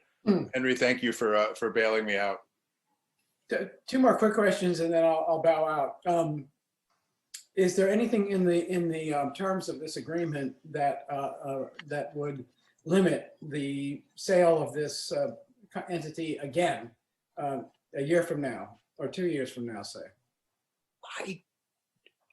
I don't think so, but I don't want to look. I don't want to. Henry, do you know for sure? Not in the sort of within the four corners of the agreement, there wouldn't be a restriction on a sale. And I guess the question is, are you anticipating that you hold the property or hold the company for the indefinite future? Yes. Okay. In other words, you're not going to flip it.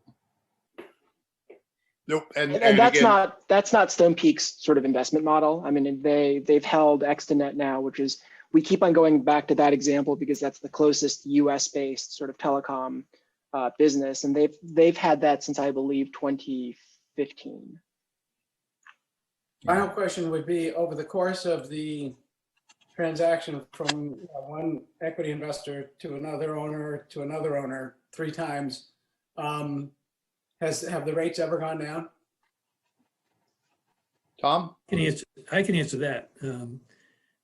In each case, the management team was in place, and the investment company, if you will, really had no impact on the operation of the systems.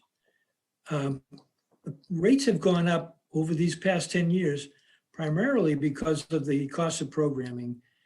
And we've been at a point where we tried different ways to make that cost be transparent to our customers to understand through surcharges, which have grown incredibly. And we're trying some other approaches, but rates have been driven by programming. And even now you see the streamers that compete with us, and people are cutting the cord in a competitive market way. But Netflix will go up $1, and Hulu will go up, and somebody is going like YouTube TV will go up, and DirecTV has, all those things going up, driven by the cost of programming. People's appetite for programming is insatiable, and the costs keep dropping. We pay, and those broadcasters kill us with their retransmission consent requirements for fees. And so and then there's sports, and maybe sports will come under control. I mean, I could go on, but it's programming that drives that rate structure and makes us increase those rates. It's not that we do not enjoy raising rates and losing customers. We prefer to keep things stable, but the programmers drive a hard bargain. I can't resist saying something. Competitor like us, we have to have the programming to compete. Look, I do this. This is a lot of what I do for a living, is the issue of programming costs. And a TV station used to cost 50 cents or $1 maybe 5 years ago, and now they will charge the cable operator 5, 6, 7 is the latest. That's for free TV, right? For free TV. So yeah. But don't let me. I'll talk about this for hours, so don't let me do it. I'll talk to the Comcast guy after the meeting. Well, okay. I don't know if I should say this, but as long as you continue to not put Newsmax on your channel, you're okay with me. Great. I'm glad to hear you say that, because we've taken heat for not doing that. I know that was I'm not touching that. Okay, and maybe I shouldn't have said it. No, that's fine. Okay. So if there are no more questions or comments, I will continue this evening's hearing until February 16, 2021. For receipt of all follow-up written testimony and follow-up responses from Radiate and/or Stone Peak, interested parties may submit written testimony to the Select Board no later than February 9, 2021 at our address, which is Office of the Select Board, Town of Brookline, Town Hall, 333 Washington Street, Brookline, Massachusetts, 02445. Please contact the Select Board's office at 617-730-2000 or at selectboard, all one word, at brooklinema.gov, G-O-V, if you have any questions regarding the transfer process in Brookline. Thank you for attending this evening's transfer hearing. Thank you. Thanks for Thank having you us. all. Okay. Night, Justin. Okay. Good night, Tom. Thank you. Well, actually, I don't think they're supposed to leave, are they? They have a noise bylaw hearing. I have a feeling it's a different group of people. Okay, okay. Okay, next, question of authorizing the noise bylaw waiver request in connection with work to repair and/or replace for existing RCN manholes on Boylston Street. I guess that would be different. Mr. Ortiz, are you speaking on that? Yeah, so Alex Ortiz, I'm sorry. Ortiz and Bill Conway have been promoted to panelists. It looks like Bill's just taking a minute to make the transition from attendee to panelist.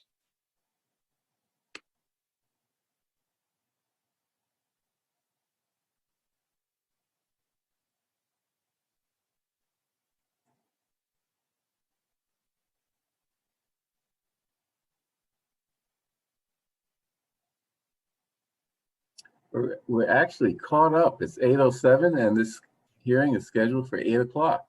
Wow. Good job, guys.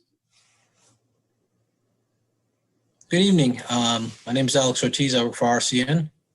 Good evening. I'm trying to get a approval to fix 4 manholes on Boylston Street that are starting to cave in and rattle. Right. Let's see. Tell us about the impact that that's going to have on the traffic on Boylston Street. Do you anticipate that that's going to be a problem? Yes, I think we'd have to block one of the lanes. Okay. And I sort of forgot where this was located. It's near Washington. Yeah, about 81 through 82 Boylston Street. There's 3 of them, and there's one more by 199 Boylston Street. Right. Okay. Any questions from the board?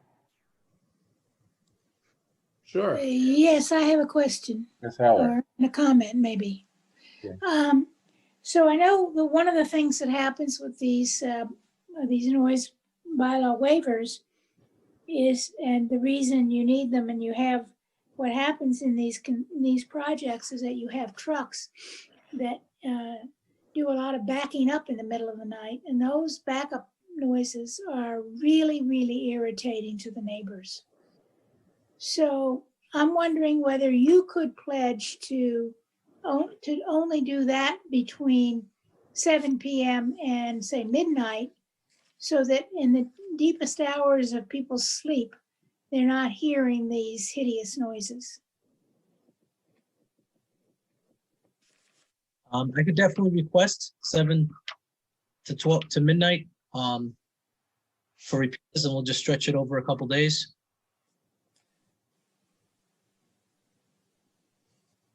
I'm sorry, I guess I didn't hear you.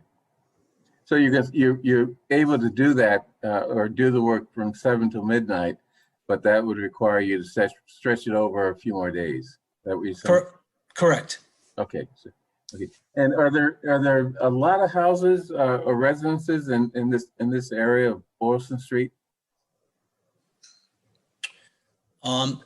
I mean, there's some, but not. There's some, but there's not a ton. There's a lot of commercial businesses in that area. Have you notified all of them of this work being done? I have not. Aren't they supposed to, Mr. Kleckner? This is Bill Conway. I apologize. I was bounced off the meeting. Oh, no. I believe letters were sent out. I was told that Brookline was going to be sending out the letters to the abutters. Yes, select Yes, board we did. office took care of sending out abutter notices. Yeah, in your packet on page 149, you'll see the letter that we sent to town meeting members in precincts 5 and 6 and abutters. I don't have the list, however, to see how many there were and where they were. Yeah, it looks like 4 or 5 houses on Walnut Street, and then on Beacon businesses. I don't think they're residences. So. Okay, yeah. Any other, Mr. Fernandez? Yeah, I feel like John in the last conversation, I'm going to ask a really simple question because when I hear replacing manhole covers, I think of just taking them out and putting new ones in. Obviously, it's a lot more complicated than that. Can you just explain, at least to me, if the rest of the board already knows maybe, but at least to me, what kind of work is involved in doing this and what kind of noise can be expected while doing it? They have to chip away at the cement, so there will be some noise. And it's more or less like you said, we'll be taking them out and replacing them, and then repaving that section. With the Mass DOT loss, because we were just going to raise them and fix them, Mass DOT has the manholes have to be screwed in now. So we actually have to totally replace these. Okay, so it's a big hole in the ground, essentially, while you take these out and put something new in? Correct. Right. Only like 8 inches deep. And how much time does it take to sort of remove one altogether and put one back in, assuming you're able to do it straight through? You could probably do 2 to 3 in an 8-hour period. Okay. And when you say screwed, they're now screwed in. Does that mean they're screwed in as opposed to being cemented in? So they can be removed easier? Covers just actually sit inside the frame. The new ones will be bolted in. Okay. And that makes them eat. I'm sorry. Ms. Howard, go ahead. Well, I heard the word chip away at the concrete, and that sounds to me like a jackhammer. Is that correct? You are correct. Okay, so jackhammers are really also the other most noisy and offensive machinery to people who are trying to sleep. So I'm just wondering whether, again, that's the kind of noise that needs to be done earlier in the evening. I understand Mass DOT doesn't want you to start before 7:00 p.m. Is that correct? That is correct. Okay, so you have a limitation there, but I would suggest that you try to get all of that very, very noisy stuff done by midnight so that when at least people can get some sleep. I can't say how many residences are there, but that kind of noise carries, especially at night where there's no traffic, to really mask it. So, and I'm wondering whether did you send notices to just the abutters or to people who, because the abutters can be a very narrow group, but the people who actually hear this and experiencing it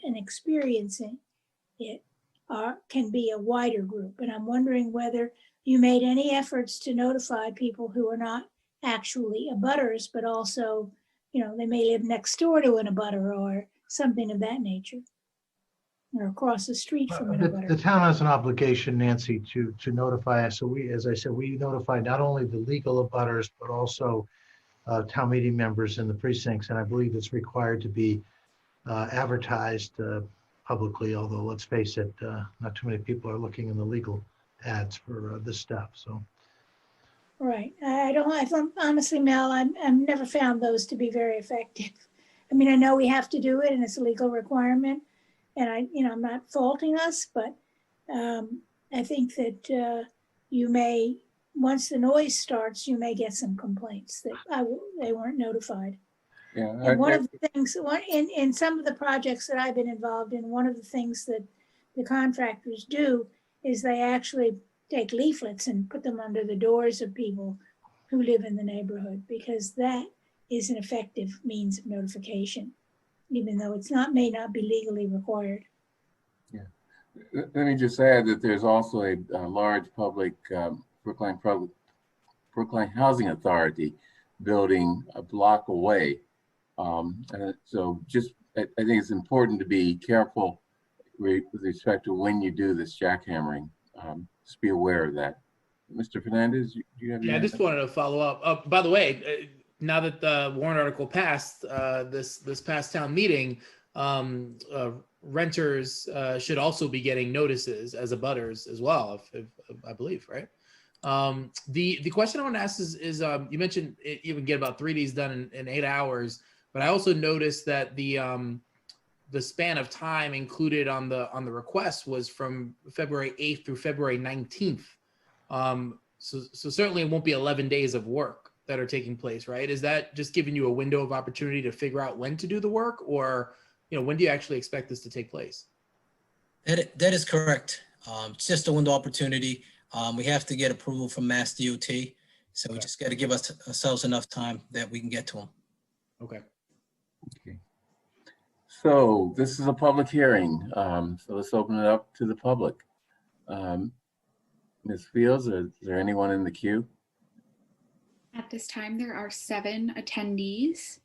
No one has used the hand raise or Q&A feature to indicate they'd like to make a comment. Okay, let's wait a little while. Okay, let's close the public hearing, and unless there are any other questions from the select board, and I see Mr. Vanskoyak has his hand up. With apologies if this has already been answered, is this eastbound or westbound or both? Looks like it's both, right?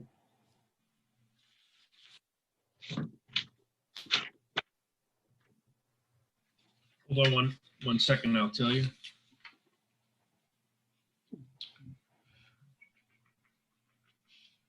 Looks like this is westbound at 49.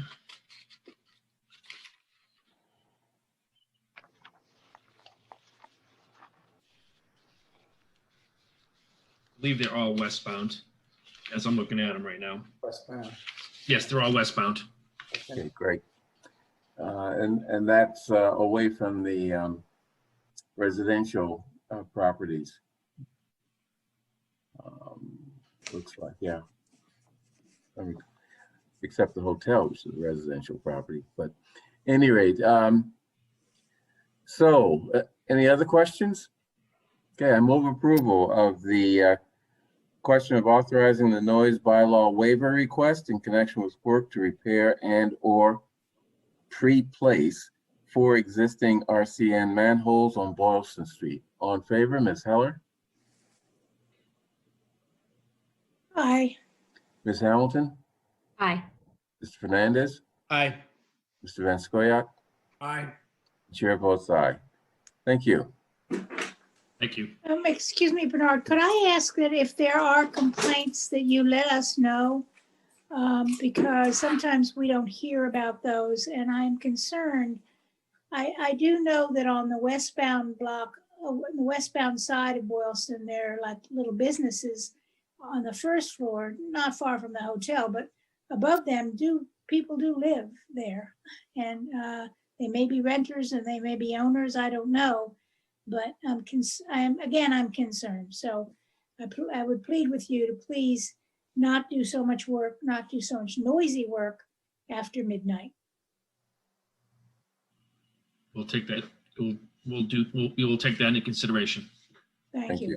We will, as staff, when it comes to our attention, advise the select board as well as RCN and their contractors if we've received complaints. Okay, good. And refresh my memory, we just voted, right? Yeah. Yeah, okay. Moving on. Thank you. Thank you. Thank you. Okay. 32 Marion We Street. can't take that up, Mr. Chair, because Oh, unfortunately, that's right. It's so scheduled for we do 9 have p.m. the budget objectives, and then number 10 on our agenda, which probably is a quick one, but Yeah. why don't we fill up our time until 9 o'clock with those two items, please. Okay. Didn't realize that we were so early. Mr. Casanova Davis, again, please do your presentation on our budget objectives. Good evening, Justice Casanova, Assistant Town Administrator. So yes, we this should hopefully be fairly simple. I incorporated the changes we discussed at the last meeting, put that into the document, and hopefully it looks good and the board can vote in approval of these objectives for fiscal year 22. Any questions from the board or comments? Mr. Fernandez.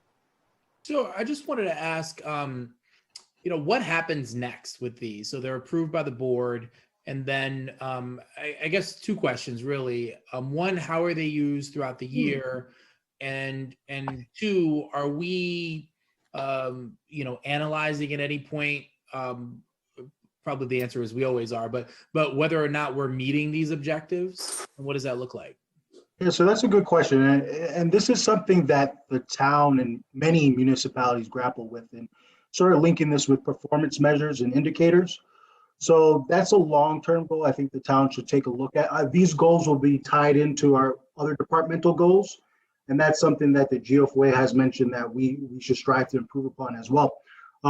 So I think long-term, we'll incorporate these objectives. We'll look to integrate them with our performance indicators moving forward, and then create some indicators that are aligned to meeting some of these objectives that we put in there. Are those like KPIs, the key performance indicators? Are those going to be something that's internal, or is that something the public's going to be aware of as well? So the goal would be if we adopt some further indicators, that'll be public facing as well. In our budget books, we have performance indicators that have various indicators now, is whether AAA, et cetera, tax levy and so forth. But it'd be public facing, it'll be in our public documents. In our budget book in particular. Thanks, Yeah. Jess. I think I would just say that BFAC talked a lot about this in their report about ways to define objectives and measure objectives, and then review them in a more systematic way. And so, that might make some sense for this board to schedule a time during the, the middle of the year and pick up some of these objectives and see where we're at. Yeah. Yeah, and in general, we should use these objectives as guidelines for our questions of, town staff on an ongoing basis, or, when they appear at select board meetings, or if, we're curious as to, how far we've gotten with a particular objective, to reach out to them and get some answers. So, it's a way, it's a guide for us. And they're only as good as our willingness to use them. So, agreed. Okay, Mr. Anscoya. Yeah, and along those lines, I just wanted to add that BFAC report is very specific about a lot of things, but one of the things they're quite specific about is a process of so-called financial improvement plans, and they lay out sort of chapter and verse of what they mean by a financial improvement plan, some examples of financial improvement plans that could be addressed in the immediate future for both on both the revenue side and on the spending side. And I for one would find it a worthy goal if we were to actually adopt that language, so that, more than just saying we'll do the best we can, at all times in all circumstances to do the best we can. We'll say, as described in the BFAC report and the section on financial improvement plans, we will specifically adopt steps to present financial improvement plans. Doesn't have to be across the board, but we could cite a few areas where we're going to present financial improvement plans during the course of this budget year. And present and review and hopefully implement. I'm actually not sure we're prepared to do that yet, John. We talked a lot about at BFAC about capacity, and we're having we have a hard time getting this. I totally hear you, and that's why I'm only bringing this up sort of as something maybe the next time around. We're in very difficult circumstances right now, and it would be too much of a reach maybe, but I don't think we should lose sight of it. I agree. Yeah. Okay. Any further questions? Thank you, Justin. I appreciated the work you've done to get this into way much better shape than it was just a few years ago. Way much better shape. Well, thank you. I appreciate it, and just the board's work. Bernard, I would just say, make sure to vote, please. Yes. Okay. Okay. No, I didn't forget that. Okay. Yes, I did, frankly. Okay, I move approval of the Select Board's fiscal year 2022 budget objectives. All in favor, Ms. Heller? Aye. Ms. Hamilton? Aye. Mr. Fernandez? Aye. Mr. Van Scoyac? Aye. And chair votes aye. Well, that went pretty quickly. So Thank you. Okay. We're still early. 8:26. Why don't we? You take up number 10, Mr. Chair. Yeah. Why don't we take up number 10 and then take a break?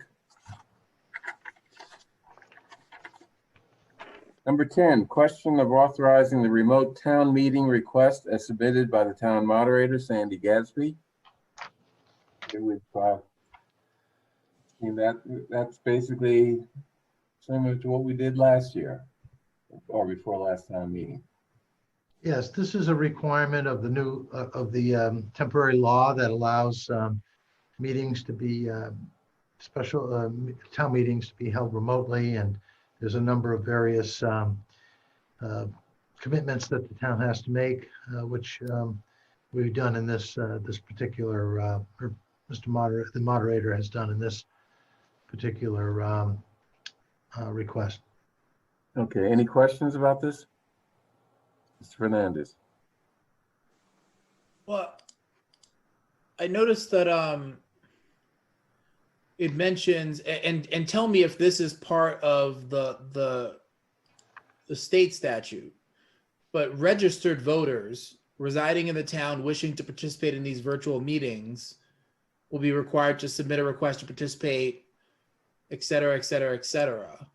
And then the town clerk will verify the requester's voter registration status and then provide the request of the instructions for participation.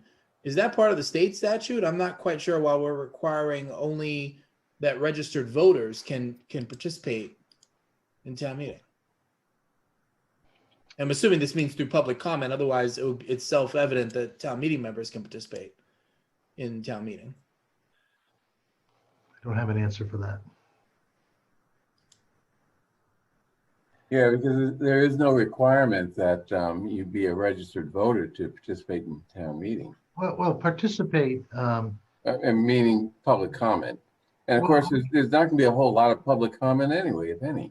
Well, everybody, it's an open meeting, so everybody can attend, no matter what your residency or voter status is. I think the issue of participation is the word here, and I don't know, because we do allow people to participate by speaking to the town meeting with the consent of the town meeting, I believe.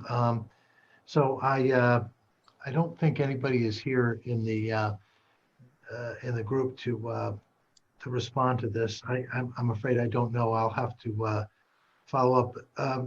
Justin or Melissa, do you know, or Devin, do you know what the timing of this required vote is? Do we have any more time? I'm not 100% sure. Let me just take a quick look. May I just add, is it possible that this is part of the language of the vote because there is a special permission vote required for non-residents to address the town meeting? In that I believe there's a provision of how we operate town meeting, that if a person is a non-resident, I think it's any 10 or any whatever, could object to the non-resident addressing the town meeting and the permission would be denied. And so in order to establish, is the person requesting to speak a resident or a non-resident, perhaps we have this requirement that residents who wish to speak, certify their residency. Otherwise, how would we know that we have someone for whom the non-resident provision has to be invoked by the moderator? Well, I'm not quite sure that's it, but I guess we don't know. And I will say, I apologize. I didn't quite get to this part of our packet, and I would have brought this to someone's attention earlier. But so sorry, I'm bringing this up right now, and hopefully we have an opportunity to get an answer on exactly what it means and to make amendments if we can to this. Oh yeah, I mean, I think it's state law that tells us, what's supposed to be in this letter. I mean, is there any reason why we can't vote this anyway? I mean, do you object to it so much that you'd want to get the answer before you vote? Yeah, I mean, if it's and maybe Melissa's about to tell us, but I just let me wait to hear from Melissa first. I was just at the public health forum, which just ended, so I've missed what the chatter's about. So if you could just fill me in on what you're looking for. Questions about the provisions about registered voters here, or registered voters and who have to somehow apply for permission to participate in the town meeting. And I think the bottom line is we didn't know the answer, and we're wondering if we have any more time to get the answer before the board's required to vote. Yep, so we should, we just need this vote before the board executes the warrant. So you do have time because the warrant is not going to be executed until it closes at the beginning of March. So you do have a few more weeks to. I probably want to have the town moderator and the town council be prepared to respond. Sure. And it's item 4, the last sentence that we're specifically concerned with. Yep, I'll follow up tomorrow with the moderator. Okay. Thank you. Yep. Okay, so it's 8:32. We have half an hour until our next hearing, which is the 32 Marion Street 40B site. So I suggest we take a break. Does anyone object to that? No? Okay, let's get back at 9 o'clock. Bye.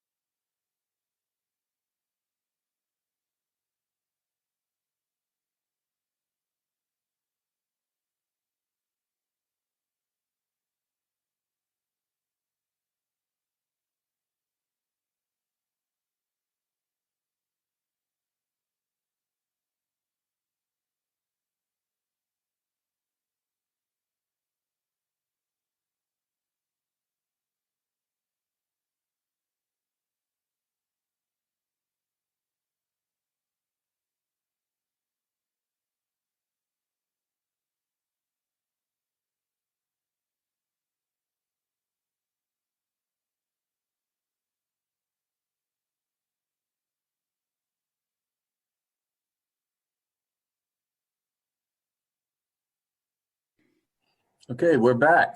This is the select board meeting for February 2nd, 2021. After taking a short break because we did our business so quickly that we had a gap between our last hearing and this hearing. So, as I said, we're back. Next, presentation and review of the application for site approval that was submitted by the Brookline Housing Authority to Mass Housing for the Colonel Floyd Housing Development in accordance with Chapter 40B. The project is to construct a residential building at 32 Marion Street. So I see Mr. Alperin, Mr. Jacobs, and let's see, Ms. Sella Mwat also with this group. So make your presentation. Who's going to start off here?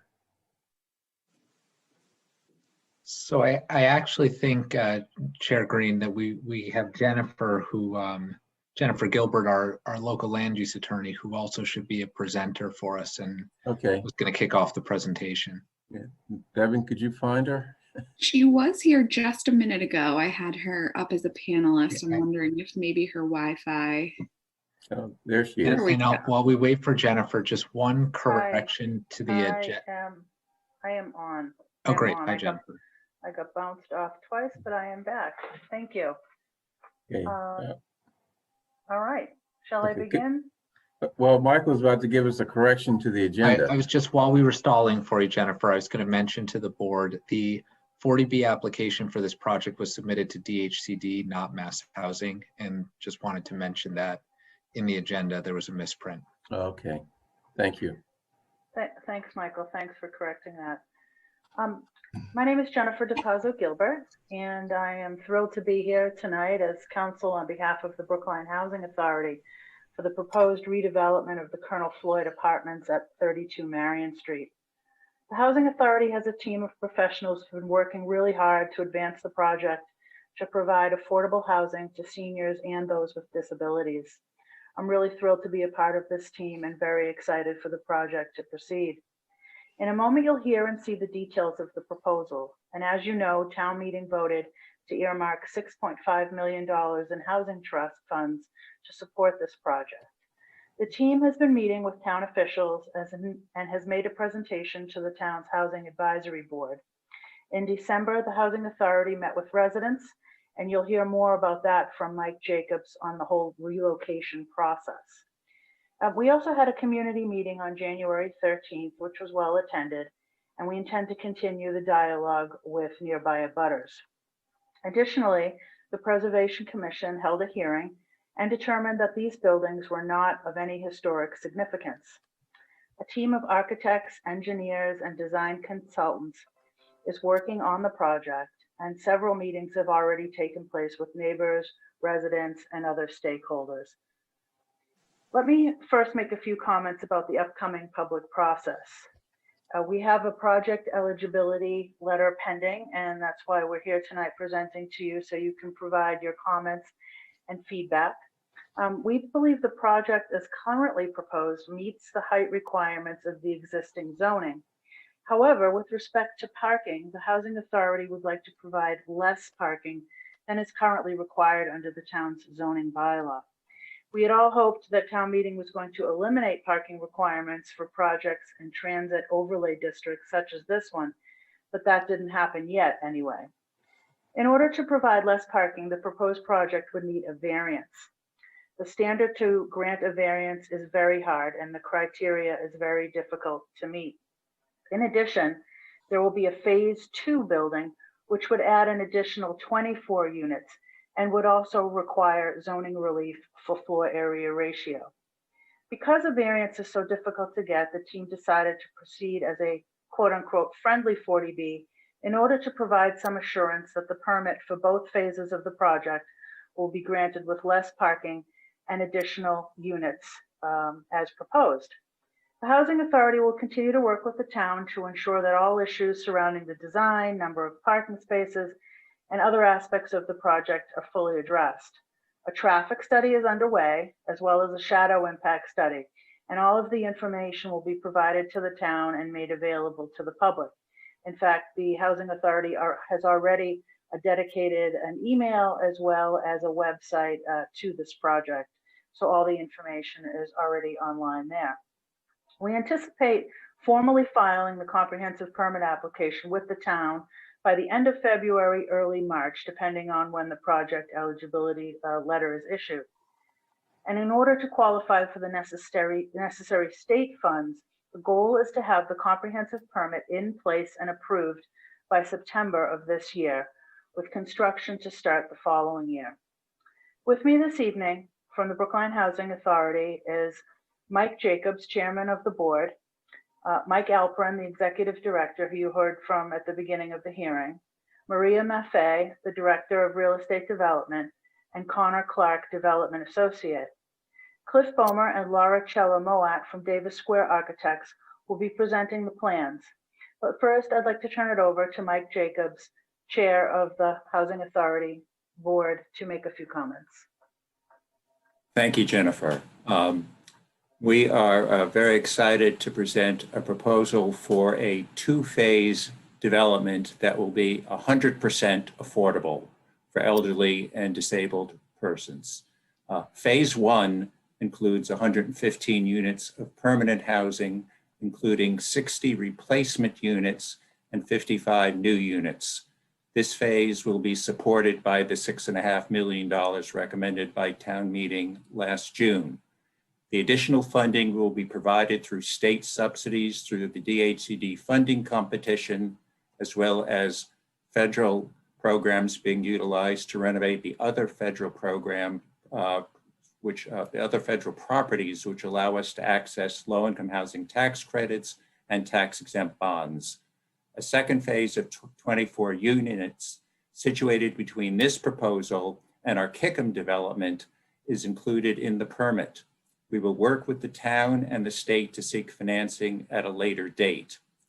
Our proposal for additional units beyond the approximate 100 units that was discussed at town meeting is in response to both community input to incorporate additional units, as well as the large demand that was exhibited by the recently completed Two Life project, where 700 seniors applied for just 62 apartments. As the presentation by our design team will reveal, the proposal will replace an obsolete two-story walk-up development with a state-of-the-art, high-efficiency building. The new building will have handicapped accessible units where none presently exist, and there will be improved common spaces that will allow both for social interaction among residents and on-site service delivery. The features present in the new building could not have been replicated through the renovation of the existing Colonel Floyd. Unlike our other two redevelopment projects at 61 Park Street and 90 Longwood Avenue, in which we were able to relocate residents within the building, it will not be possible to keep residents on site during construction.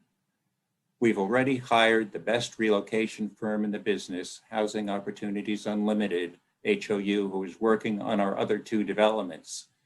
They will provide assistance with packing, moving, and switching utility accounts. HOU will assist in finding comparable temporary replacement housing either in BHA apartments or in private housing. Can you switch the slides, please? BHA will pay actual and reasonable relocation expenses. There will be no change in rent paid during relocation and upon return. Each household will receive tenant protection vouchers. While residents will receive 90-day notices prior to relocation, because we have HOU on board, they're going to be working to identify units in advance of this timeline. Given that we would be submitting applications in the fall, the earliest construction would be the fall of 2022. So this relocation process and the planning will be going on long before that construction. All residents will be guaranteed to return to the new Colonel Floyd apartments. I would now like to turn the presentation over to Laura Chella-Moat at Davis Square Architects. They're one of the leading firms designing senior and affordable housing. They've worked in Brookline. They're also extremely knowledgeable about regarding what it takes to put together a successful application to DHC for the funding competition. Laura, Thank you. Go ahead. Mike. Before we get into the new buildings, I'd like to talk a bit about the things we've observed on the site. So if everyone can see here on the existing site plan. To orient everyone, the existing Colonel Floyd development is outlined in red, and it's located at the intersection of Marion Street and Foster Street Extension in Coolidge Corner. Looking at the site plan of the current Colonel Floyd development, we see how the existing 60 units are organized in clusters within 6 separate buildings. The site is currently underutilized and can accommodate greater density under current zoning. Built in the 1950s, the buildings and the systems are beyond their useful life, as Mike has described. The existing site includes balconies, walkways, and stairs that connect courtyards at different levels. Unfortunately, because of these site stairs and because the existing buildings have no elevators, many of the apartments, the small common room, and much of the outdoor space is not accessible for many of the senior or disabled residents who currently live there.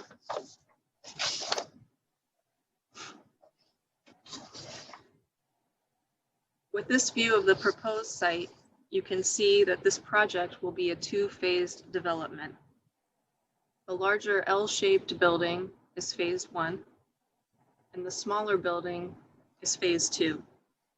Our team intends to submit both phases as one project for the 40B application, but they will be built separately. The phase 1 building is a 6-story building that houses 115 affordable rental apartments and common space.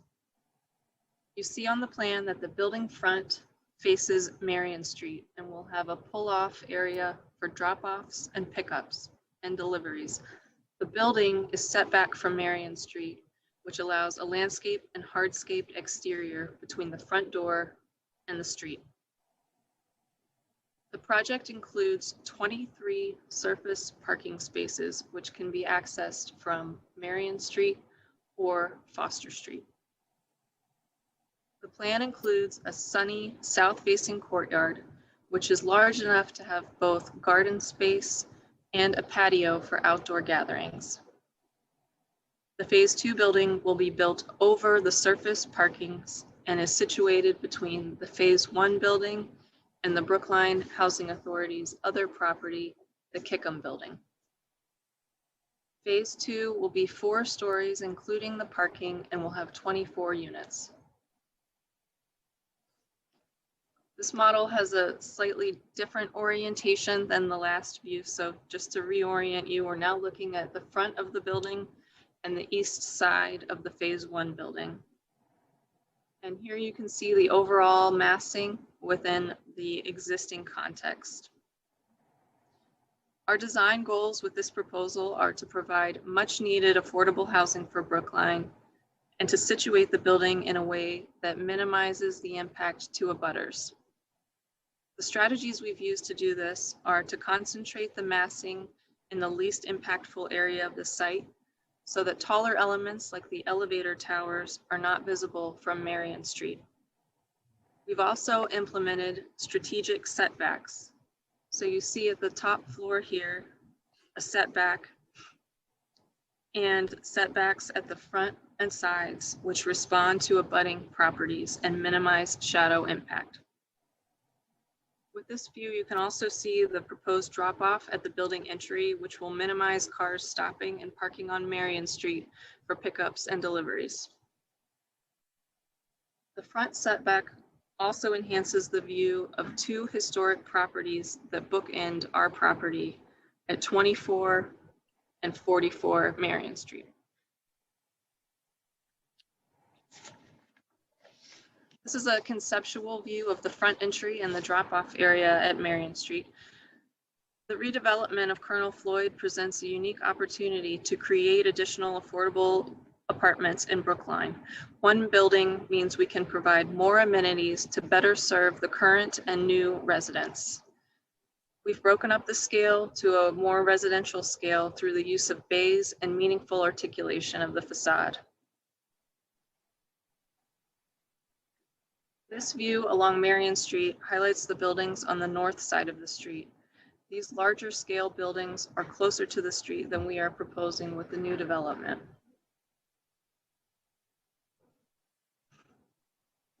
Playing off of the rhythm of the existing taller structures on the south side of Marion, you can see how the proposed volume fits in well with the context.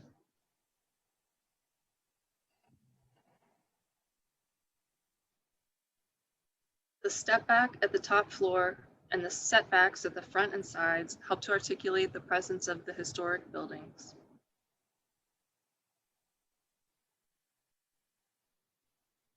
With another view of the front here, I just want to re-emphasize that the new building will improve life safety and accessibility for current and new residents. It will have enhanced features such as a range of common areas, amenities, and services, common spaces both interior and exterior, and will be a new, modern, efficient, and sustainable building. So now I'll quickly walk you through our floor plans, which are very schematic at this point in our development. We'll start at the first floor. You see the drop off here from Marion Street. As you enter, you enter an open lobby with seating and a double height window facing the sunny courtyard. There's ample space for activity rooms and common areas, which are indicated in blue on the plan. The apartments are shown in yellow, all of which are one-bedroom apartments. The spaces in red are administrative and support spaces for the residents. From the first floor, you also get a view of the courtyard, which is reminiscent of the existing green spaces at the Colonel Floyd development. And you can see again the parking area, which again can be accessed from Marion Street or Foster Street. And this is the future site of the Phase 2 building. Downstairs at the garden level, residents will have direct access to the courtyard. You see we're showing a patio that connects to interior common spaces. And the red administrative space on this floor is for on-site wellness and visiting service providers. This is a typical plan of our upper floors, floors 2 through 6, which all have units on either side of a corridor. And one of our goals with the design is to promote the sense of community and engagement. We know that Colonel Floyd already has a vibrant neighborhood feel, and it's something that we want to recreate with the new building. There are common spaces on every floor. Each floor has a laundry room and a lobby. This pattern repeats on all the floors, and then again at the 6th floor, there is a step back to minimize the impact on Marion Street. The design of the building allows visitability to all units and common spaces, as the building will have multiple elevators serving all the floors. So that wraps up the design portion, and I think we are ready to open it up for questions and comments. Okay, any questions from the board? Mr. Fernandez. Sure. Thanks for the presentation. It's interesting. We've had regularly get presentations about different kinds of developments that people are trying to create in town, and some of the things that we talk about, like making sure that green space is a part of it, are elements that you have here, and we don't have to ask you for. And I really appreciate. I can imagine it going sort of down to the garden level and how beautiful that might be. Can you tell us, just so I'm clear on it, are these, because they're senior apartments, are these all 1-bedroom apartments? Are there a mix of other bedroom apartments in this development as well? Go ahead, Laura. I was just going to say, yes, we're proposing all 1-bedroom units. So they're all 1 beds. And then the same thing with the other building with the 24, those are all 1 beds too, right? Yes, and I'll just add, Raul, that we contemplated some larger units for people who might need live-in aids or something like that. And we spoke to other affordable providers in the area and market rate providers. And it doesn't seem that there's demand for larger units in the age-restricted segment. So we're being responsive here to what we've heard and had meetings with other experts in the area. And then I do want to just, I think it could be a question that could come up. We have designed all one bedrooms in part because we are planning to have this be an age-restricted and building. And it's really the housing authority's feeling that it's appropriate given the Kickham building and that we have to return seniors to this site and the services that we need to provide seniors to maintain that throughout the building for all the units. Right. Have you all contemplated at all? And I thought I was going to say it when you said administrative space here, because I've been to the space over on Longwood, and I was wondering if you all were considering sort of using this as an opportunity to expand the administrative space for the BHA staff. Is that not something that you're contemplating at this point, or? We're not. It's still going to be crowded at Longwood, although we're redoing those offices right now. This administrative and common space is contemplated to be about 3 times larger than other BHA buildings currently in town. And so our hope is to provide a more robust service and wellness package, including visiting nurses. We might have a multi-generational room so grandparents can watch kids and grandkids on site. We're really trying to have vibrant community spaces in this building that enhance resident quality of life. That's great. All right, I'll make space for others to ask questions. Thanks. Could I ask a question, Bernard? Yes, Nancy. I'm curious, what was your thinking in terms of having phase 1 as the bigger building and phase 2 as the smaller building? I'm wondering why did you do that? Sure. So first of all, we made a commitment to town meeting to produce at least 100 units of affordable housing on this site. And after meeting with community members and even local abutters, there's really a clear demand for more affordable housing in town. So the ability to create as many affordable units as soon as possible is a driving force behind this project. Additionally, the efficiency of building one large building with the town's $6.5 million inclusionary development contribution from the Affordable Housing Trust is optimal to finance additional units. So we're trying to sort of match financing with zoning, Nancy, to design, produce as much affordable housing in Brookline as possible. Right. Okay, well then let me ask you just a follow-up. And that is, so you're going to have parking underneath the smaller building, right? Who are Correct. those parking spaces for? They are for residents of both buildings eventually. Initially, they'll be for residents of the phase 1 building in the form of a surface parking lot. But if you're going to be building on there, how can you have parking at the same time the building is going on? I'm just wondering where the residents of the bigger building are going to park while the smaller building is getting built. There will be a temporary period when that second building is built where there may need to be temporary parking. We look to lease spaces off-site. Okay. We have not crossed that bridge yet or contemplated how the second phase of construction would take place. We believe that it's a benefit to the town to permit as much affordable housing as possible here through this comprehensive permit. And when we have the financing at a later time period, we'll come back to the town with logistics about phasing, parking, construction, mitigation plans, et cetera. I see. Okay, thank you. By the way, I want to ask 2 questions, but I can only see a couple board members on my screen. So if you have a question, please speak up. My questions are twofold. Number 1, does the Housing Authority own the buildings on Marion Terrace? It does not. Okay, I should have known that since I lived right around the corner at one point. Okay, so my second question is, with this development fully built out, phase 1 and phase 2, what percentage of the Housing Authority's units will be elderly versus family units? Right now, we're at about a 50-50 mix. So about 60% after this project will be elderly units and about 40% family units. The Housing Authority has another site in right along Route 9 that many of us are familiar with, where we very much hope to build additional family housing.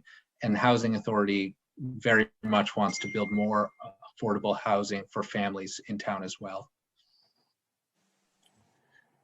Anyone else from the board like to speak? Please speak up because I can't see you. Can't see any faces. I'll ask the question someone's likely to ask if I don't. Will this be a fossil fuel-free building, or these two buildings? We are hoping so. So we're right now designing and hoping to achieve a passive house standard. Everything we're designing will meet or exceed energy codes in Brookline. Most, if not all electric systems. But one thing that the Housing Authority may ask town meeting for help is a home rule petition to exempt this project from Chapter 149A. There's some building nuance in how a municipal entity can hire contractors and subcontractors that may inhibit the energy standard we're able to achieve. So we're going to work with the town on that.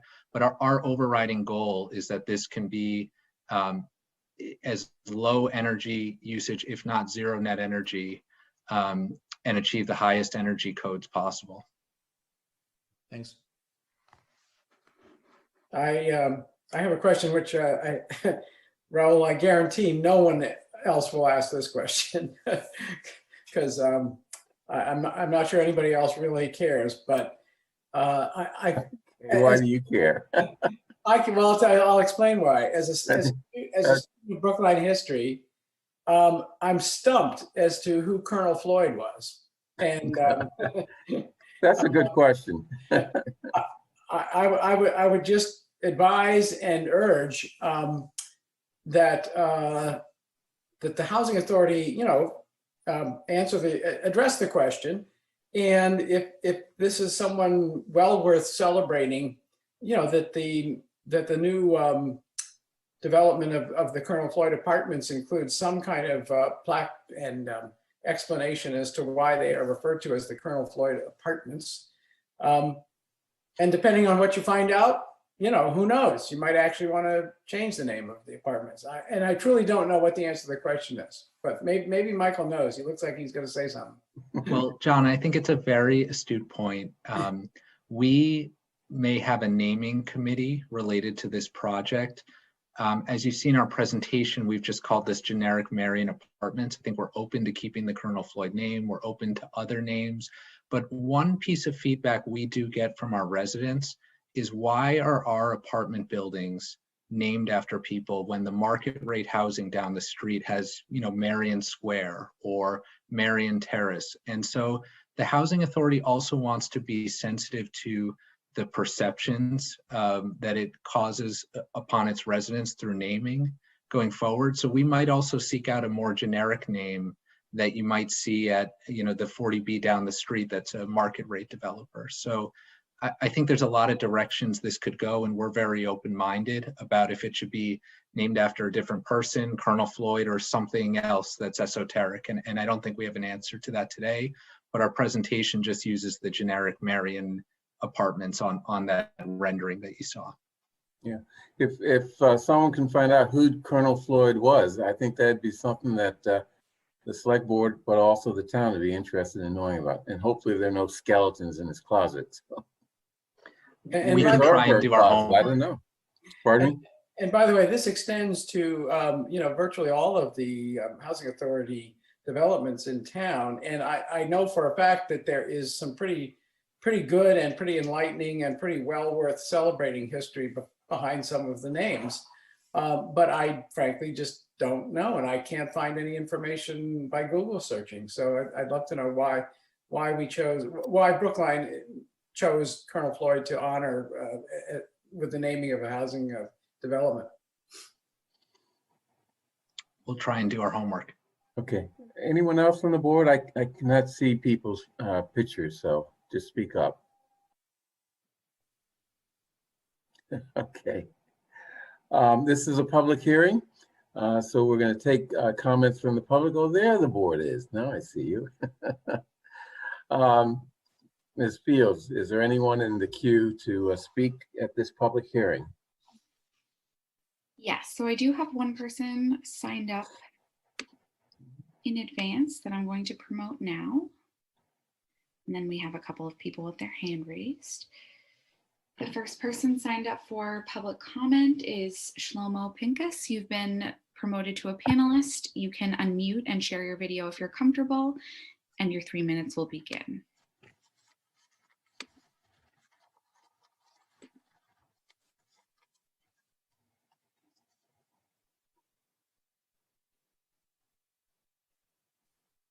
Hi there. Hi, good evening. Thanks for allowing me to speak. And I'm in opposition to this proposal because of the reduced parking component. It's way too little for such a large building. The current apartments on the Floyd housing have one parking space for every other apartment. And myself as an abutter, I have no trouble with them. They have plenty of parking in this, and there might even be extra parking that the housing authority can use. My larger problem is with the Kickham property. And first, I have two questions for you. Have you received the letter that was sent to the planning board and to the selectmen from my attorney, Sharon Petrillo? Because if not, I'd like to read it into the record. If you're asking the housing authority, we have not. How about the planning board or the selectmen? How long is the letter? Page and a half. Okay, is there some way you could summarize it?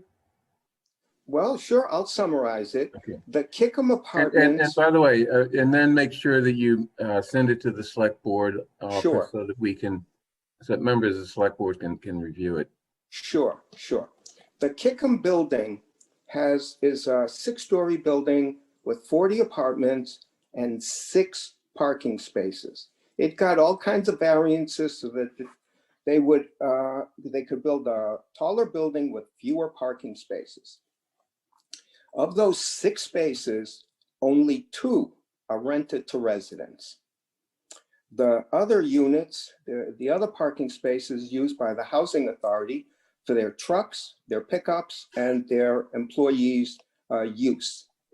That is not a major problem. The problem begins because of vehicle visits. I have multiple daily vehicle visits. I've been counting for the last 2 weeks since this public process began and when I was notified that this was beginning. And on an average day, there are 70 vehicle visits to the Kickham building alone, not to mention 3 parking spaces, 3 metered spaces, which are out in front of the building on Harvard Street. Those 70 cars visiting nurses, the ride, Meals on Wheels, all of those are done with cars and wheels and vehicle trips. And since they're all separate entities, they're totally uncoordinated. And generally what happens is the cars double park. And when they triple park on Foster Street, the entire street is blocked. It's just awful. And that is an outcome of granting a variance and letting it become an obstacle to the abutters. I have a second matter that I'd like to also address. The Department of Housing and Community Development, Commonwealth agency, believes that Brookline is over the 10% threshold. You are not bound and you are not enthralled to any oversized building with too little parking. The parking spaces that, yeah, can I continue? Yeah, could you conclude? And sure. The parking spaces under phase 2 will simply disappear. There's no reason parking cannot be built under the new building on Marion Street, because if the Marion Street building is 3 times larger than the Kickham building, it will have 3 times the vehicle traffic, and Marion Street will become a parking lot for this building. The neighbors should know that's what they should expect. Okay, thank you. Sure. Make sure that you send the letter to the select board. You'll get it. You'll get it. The next person signed up for public comment is Deborah Brown. Deborah, you've been promoted to a panelist. You can begin when you're ready. Your 3 minutes will begin. Thank you. My name is Deborah Brown. I'm a town meeting member. I have some notes here. I just wanted to thank and applaud BHA for their vision on this project.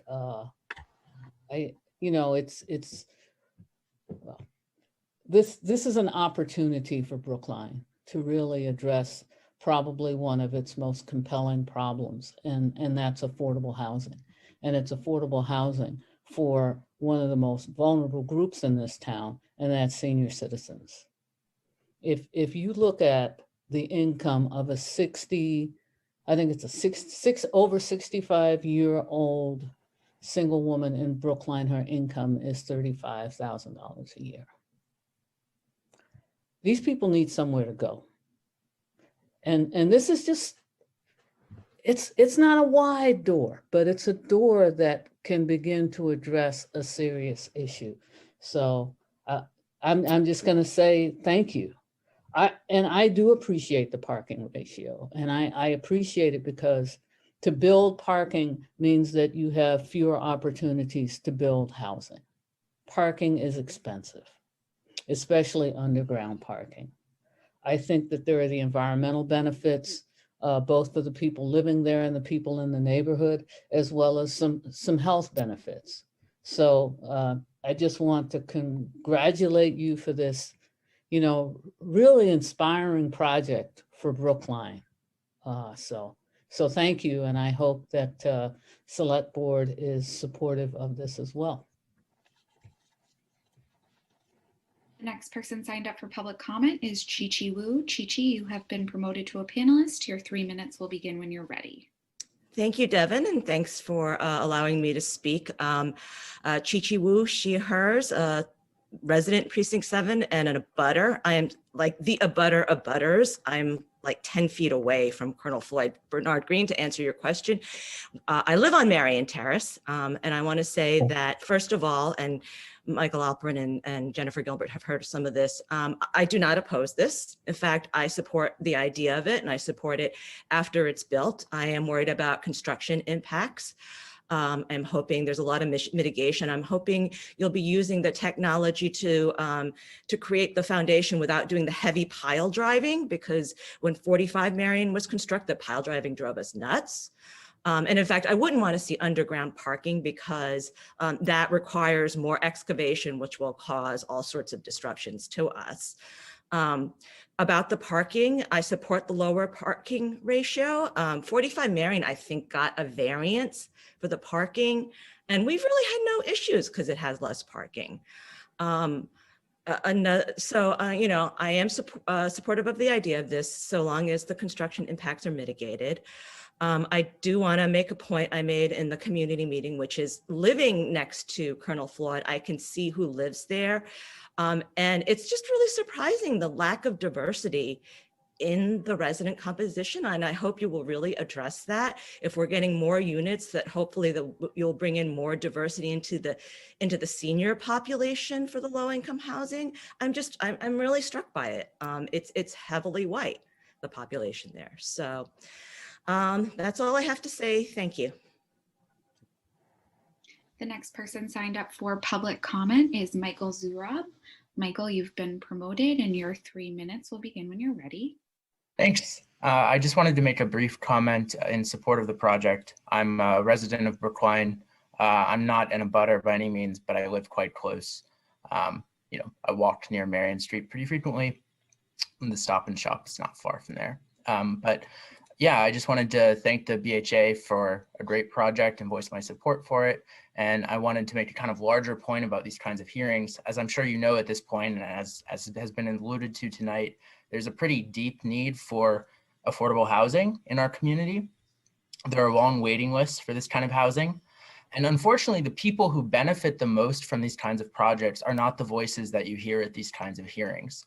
Typically, you hear the voices of a few people who live nearby, but you should always keep in mind that there is, in some cases, dozens, or in this case, maybe even 100 people whose lives would basically be transformed if they were to live in the housing that would be created.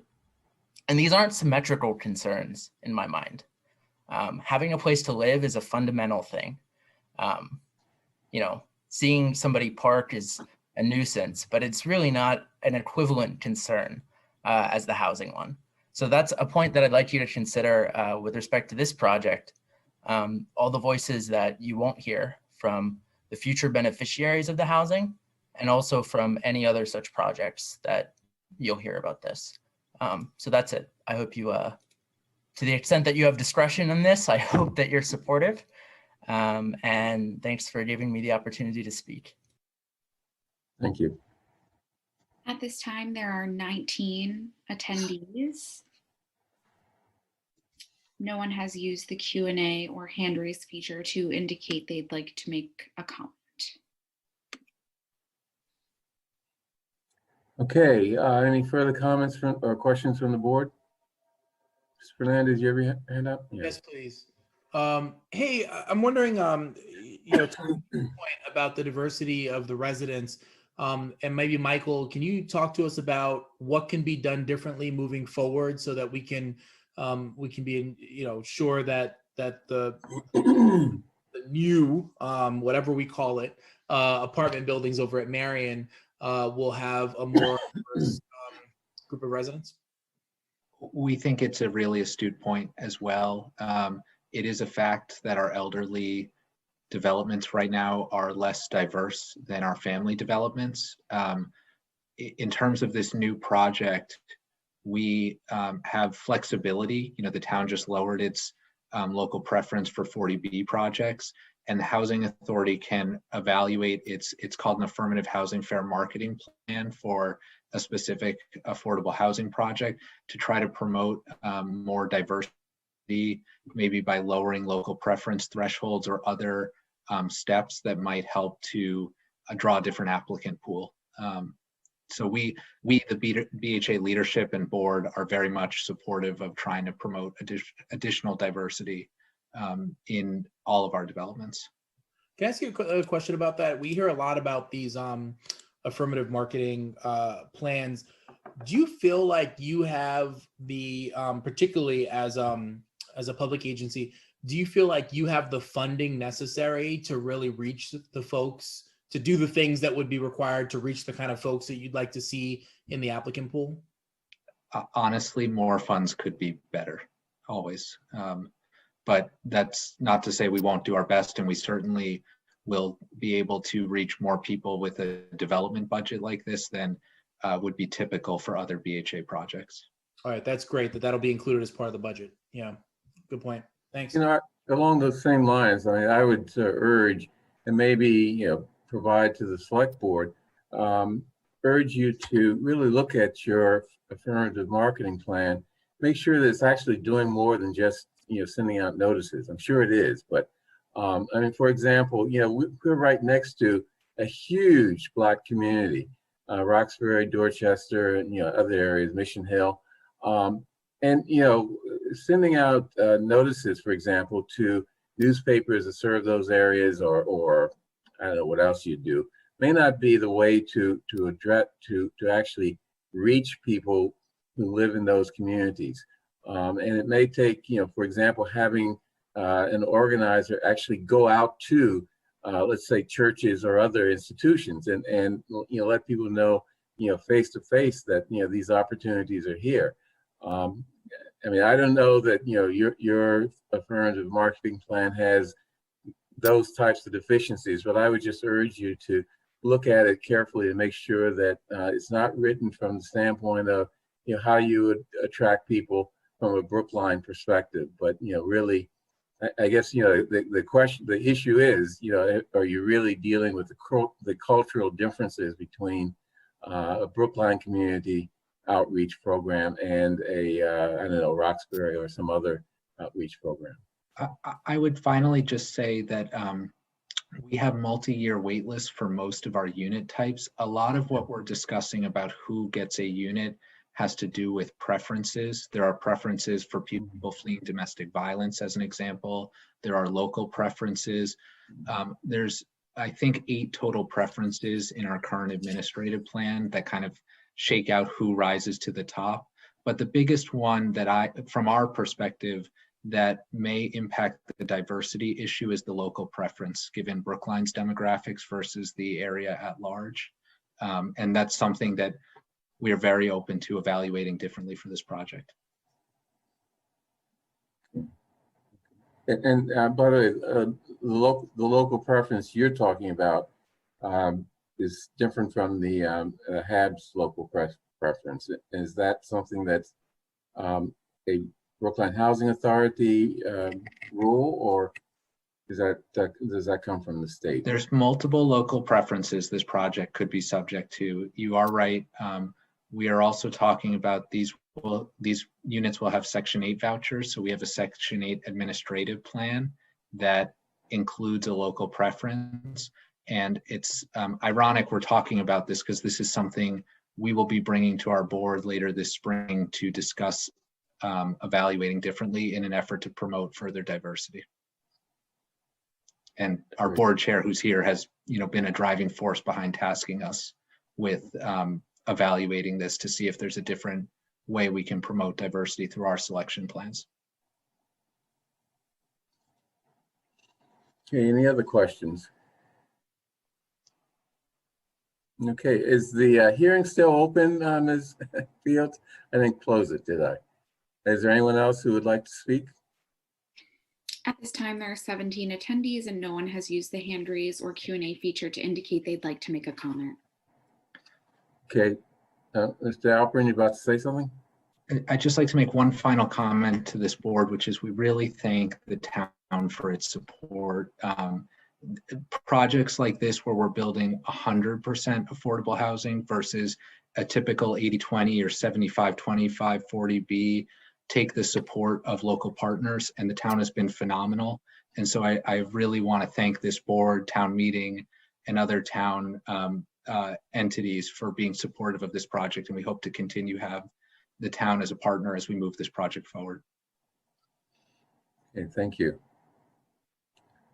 Okay, unless there are any other questions or any other business before this select board meeting, we're almost on the verge of ending, but Mr. Kleckner seems like he has something to say. I believe you have a proposed letter. Is that correct? Or are we going to take? Is there a letter? I didn't see one in the packet. Yeah, there was one on the last page of the document, but typically we will, consider the letter and take it up in the following week. I don't know exactly what the time frame is for this. Is there? Maybe I could ask Ms. Steinfeld if she could respond. Yes, certainly. The state has imposed a deadline, so the select board's response is due in 10 days. Okay, so could the select board members look at the letter, make your present your comments to, I guess, Ms. Steinfeld, and at the next meeting we can have further discussions of the letter and hopefully get it in shape to send out shortly thereafter. That work? Could I ask one more question, Bernard? Yeah. Because I didn't realize we had to do one of the letters, and I want to make sure that this is covered in that. And that is the issue of sustainability and fossil fuel free. Have you plans to make this building fossil fuel free? So I think, Nancy, as Michael said, we're going to make every effort, and we've already got a team put together looking at it. And the idea is to have passive house design and also electric to the extent feasible. We're absolutely looking at all of those things, but the design isn't quite as far along where we can commit to all of the elements in the Article 19 or the bylaw that was rejected at the state level. But certainly it is in the plans to look at all of those elements for sustainability. Okay. Okay, the letter in the packet that people should look at, which is basically saying that we support this, it's not your typical PEL letter, is addressed to Ms. Frawley, although it's really Rebecca Frawley-Wachtel, I believe, who's the director of low-income housing for DHCD. So please, look at that, give your comments to Ms. Steinfeld, and we'll go forward with that. Okay, anything else? Okay, let's end this meeting. Thank you, everyone. Thank you. All right. Thank you. Thank you.